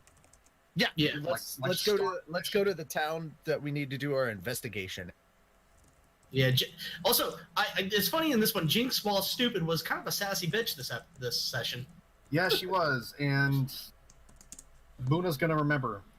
Oh, I look forward to that. I'll probably burn her shop down. but you'll end up burning the nice lady shop too. Yeah. I'll warn her. I'll warn her. I don't think she wants her shop burned down. Okay. I didn't expect that truck of choice to go, but okay. All right, so we're all done with shopping. Hey, but it was fun regardless. Like we all had a lot of fun shopping. Yeah, And okay. Just to give you a context, I had like a couple of paths mapped out for character interactions. This was the one I thought had like a 2% chance of happening. You should know, whenever I am involved, path of least expectation is going to happen. Anthony But, used to pillar of fire into kerosene. Anthony can throw a wrench into just about anything. Okay, so officially we're ending it here. I guess. I am. Let's- I asked one final question to see if I can get Go that ahead. done before the beginning of the next session. Because if I could do it now, that gives you time for assets later. Okay, so what I was your typed question? it. 'Cause I didn't hear. I typed it. Where would I find a brass brazier? Does the walls of this place have them as lights? No, brass brazier, not brass braziers. Not a booby holder. Not that dumbass website. Blast brazier, a brazier, not a brazier. Yeah, along the walls of the castle, there are indents in them, and there are braziers that are filled with, as you can see now. Brazier, a brazier is. Brazier. You know what I'm talking about. A brazier. Brazzers. Brazzers is the bad website. Don't Google that. That is the don't Google that. God left. Oh, that's great. God, man. Oh my god. Braziers and Brazzers, man. Okay, Thank you all for- right. So that is the name of this episode. Fuck it. Welcome to episode 3? Braziers and Brazzers. episode 2. We didn't actually show episode. Yes, the walls have them. They're filled with oil that they Okay. ignite. Okay. So this would be like. Episode 2. Oh, DM. As soon as we leave the town, I open the bag of Would be 3. the bag that our tiger friend came out of. What comes out this time? Oh, okay, roll 1d8. 1d8. 17. 1d8. Oh shit! Yeah, 8. So, 17. Damn it! Jeez. Can't you count? It's a 17. That's a 10. This is the 8. Okay. Damn it. 6. 6. A giant weasel comes out. Hell yeah! Named Jerry. I think No. this. his Why name are is you Itachi. using don't get up- to name my animal? Why are you using up all of your well, I guess you get to keep it till dawn, so. Yeah. So, Hey, look! I summoned a noodle. Yeah. And here Alright, come so- the guards. no, Yeah. we were outside the town. Okay, good. Okay. I So waited till we were outside the town. I specifically said that. I said I waited till we were outside the town and I opened it. Cool. While you're doing things outside the town, Aurelia's gonna do find familiar. Damn it! I was so hoping to be able to do it in character before we left. well, do it real quick. Are we close to one of those fire sticks on the walls? Because apparently we can't say the actual word because people get giggity. Brazers? Yeah, They're called brazers. they are called Alright. that. Can I say Yes, that? Can I say that without everybody Yes. laughing? Do the thing. Yes, Yeah. because the brazier and Good. brazier are two different things. Aurelia Brazier. uses it. Aurelia uses it to cast Find Familiar. So you're casting magic on one of the braziers. Yes, Yes. ritual casting Find Familiar. Okay. So now I have my own owl. Fuck you, Anthony. I'm naming him Larry. Fuck you, Jerry. I have Larry. Piss off. For those who are unaware, He looks like a cable guy. He looks like a For- cable guy. alright. for those so- who are unaware, I have my own campaign, and he ruins everything I do with his damn owl familiar called Jerry. Why am I not surprised that Tony wins Well, it's everything not just someone an else's owl, though. campaign? It has several forms. Well, that's only because I let you do that by cheating and changing All the right, rules. guys, hold on, No. hold on. Let's as we're wrapping this up, there is somebody that I think we should pull in. Let's get Cody in here. Yeah. Yep. Cody, you can hear us. Get in here. It'll be a few. Follow It'll the be a few sound of our seconds. voices. I summon from the depths of the abyss. Cody the Rock Johnson. Cody. Richie, I didn't know you were an earthbender. There he is. The boulder is ready. Yes. All right, and a Cody appears. There I he have, appears. yes. So, real quick, I want to thank our chat moderator, Legend by Design, aka Cody, the voice of Sojiro, best Cody Cody. Dave. No, Cody Dave. I'm the best boy. And excuse you. No. Pirate Dave is best boy because he was the first. He was the first Dave to have a specific title. So Pirate Alright. Dave, say hello. Anyway, so this was kind of a shorter one, literally half the length of the previous session. Which honestly is what it should be. It shouldn't Yeah. be like a 6-hour session. No, I agree, and we'll probably continue to do 3-hour chunks. With that in mind, we probably will up the frequency of when we do these campaigns. Now that we are going to limit them to about 3.5 to maybe 4-hour chunks at max. Yep. So, Yeah. and we will also, we're gonna set up a week advance kind of notice, like, hey guys, we're doing this. So we, because the last time we did this, we had like upwards of like 60 viewers at one point, which was freaking amazing. Yeah. This time I think we capped out at maybe 22. Yeah, Anyway, it was much so- shorter, but that's not bad. It's just I'm sure there's other people that would have loved to have watched it. It's just, you know, we got to give a little bit more forewarning so that so that the audience knows. And I think it, we're still going to keep going even if one or two people can't make it. But yeah, we'll give you guys a heads up if we have to postpone it because of any issues and stuff like that. So yeah. So keep an eye out for keep an eye on our Twitter. Cody, could you actually link our Twitter? Yeah, please. Oh, I sure can. Keep an eye out on our Twitter.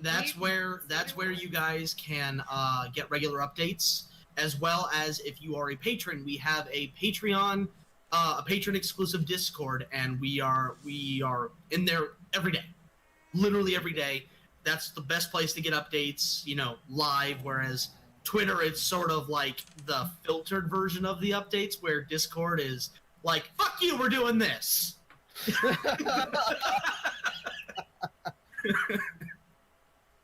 There's many conversations because guys, again, this is relatively a channel, so there's going to be some stuff that we're going to talk about like after post game and try and figure out this went right, why'd this go right, or what are some things that we can change in order to make things not just better for us doing the campaign but also better for you guys, so that you get more heads up and when stuff, just figuring out the new format, as it were. Yep. Which actually, this we haven't really announced this yet, but I figure, for those of you who are gonna see this and whatnot, but keep an eye on our channel. We're gonna be uploading a video here sometime here between now and the next 2 weeks. Mm-hmm. It has to do with episode 5 of Log Horizon. I think you guys are really that's gonna be awesome. You guys are gonna like it. It's nice. But we're not going to tell you what it is yet, but when the video uploads, I think you guys are going to have a blast. It's essentially one of the 3 scripts that I have to write next week. Yep. So, anyway, thank you for joining us for the second episode of D&PD, Dungeons and PhatDogs. Again, before anything, big hand for our DM for doing such a fun campaign today. This is his first campaign. So Royce, I really do appreciate it, and don't feel too bad that we weren't able to get to like some of the other stuff. Like, it's cool that you let us just kind of explore and have fun and just play around and get to, because this is it's always good to have like we have our little action episodes and then we have our character building episodes, and I like this because it was a good character building episode, and it kind of gives a little bit of a break from all of the action that we had last time. I mean, I've seen episodes of Critical Role where it was the majority of it was them running around being goofy and shopping, and that can still be a lot of fun. And it leaves. And you played it really well, sir. Yeah. And it leaves the action for when we have the full group, anyways. It's good. Yeah, that too. And I hate it, but it also works as a really good writing device. It leaves us on that cliffhanger of, oh shit, now they're gonna get to it. What's gonna happen next? So, we're starting right off the next session immediately with the action. Yeah, so that's kind of a good way to do it. I could say definitely that Lief has kind of formed maybe a little closer friendship with food now that he's not spouting about wanting to eat him and actually gave him, like, he got him food. Like, he wakes up to food. Here's the thing. I'm not saying that you're not emergency food, but I'm also not saying that I'm thinking about eating you all the time. That's not even you know what? Here's the difference. Last time I actually saw you in action and you actually did things that were helpful. So I'm like, yeah, you did a good job. Here's your stuff. You did it good. You did it good. Let's keep you around, friend. I did it good in the first when he was introduced, and like you're like when you first were introduced, you jumped out of the forest like a happy oh my god, what's the way to say it, like you were like trees and pretty and I'm I don't trust this. It's whatever, it doesn't matter. Anyway, you tried to be intimidating, it wasn't working on. So to just reiterate real quick before we wrap things up. You can expect the next part of this session to happen more frequently, and if that works out really well, then you can probably expect maybe a session. Maybe if we can, we'll figure out the frequency. If the schedules allow, maybe twice a month for these things. Now, again, this is a big learning experience for literally all of us. We've never Well, okay, I know we've been a part of D&D streams, but we've never done the streams ourselves. So it's We're still new. kind of It's, virgins. yeah, it's sort of the Wild West right now, figuring out what it is we can do, what it is and what we can get away with. Again, Outros. yeah, I want to thank you guys for joining us. I'm joined by Tails, the voice of Minori. Wow, I almost did it backwards. Richie Roberts, like Zoinks Gaming's the voice of Menu-sama. Hey, yeah, I'm Richie, unprofessional shitbag, and I am coming to you live from my roommate's spare bedroom. DarkonFullPower, I have Actually, the upload. yeah, he has the upload. That's without him, we would not have. So essentially, DarkonFullPower does indeed have the power. Yep. Obviously, you have me, Fat2092. You guys know what I'm all about. And then we have our illustrious a guy. PM God Royce. Yay! I'm God. All right. I will drop meteor on all. Where was Sephiroth? I put these No. away for a reason. Thanks for joining us. See you guys next time. All sorts of cool fat dog content coming soon. Why am I attracted to You the hooves of a deserve minotaur? that.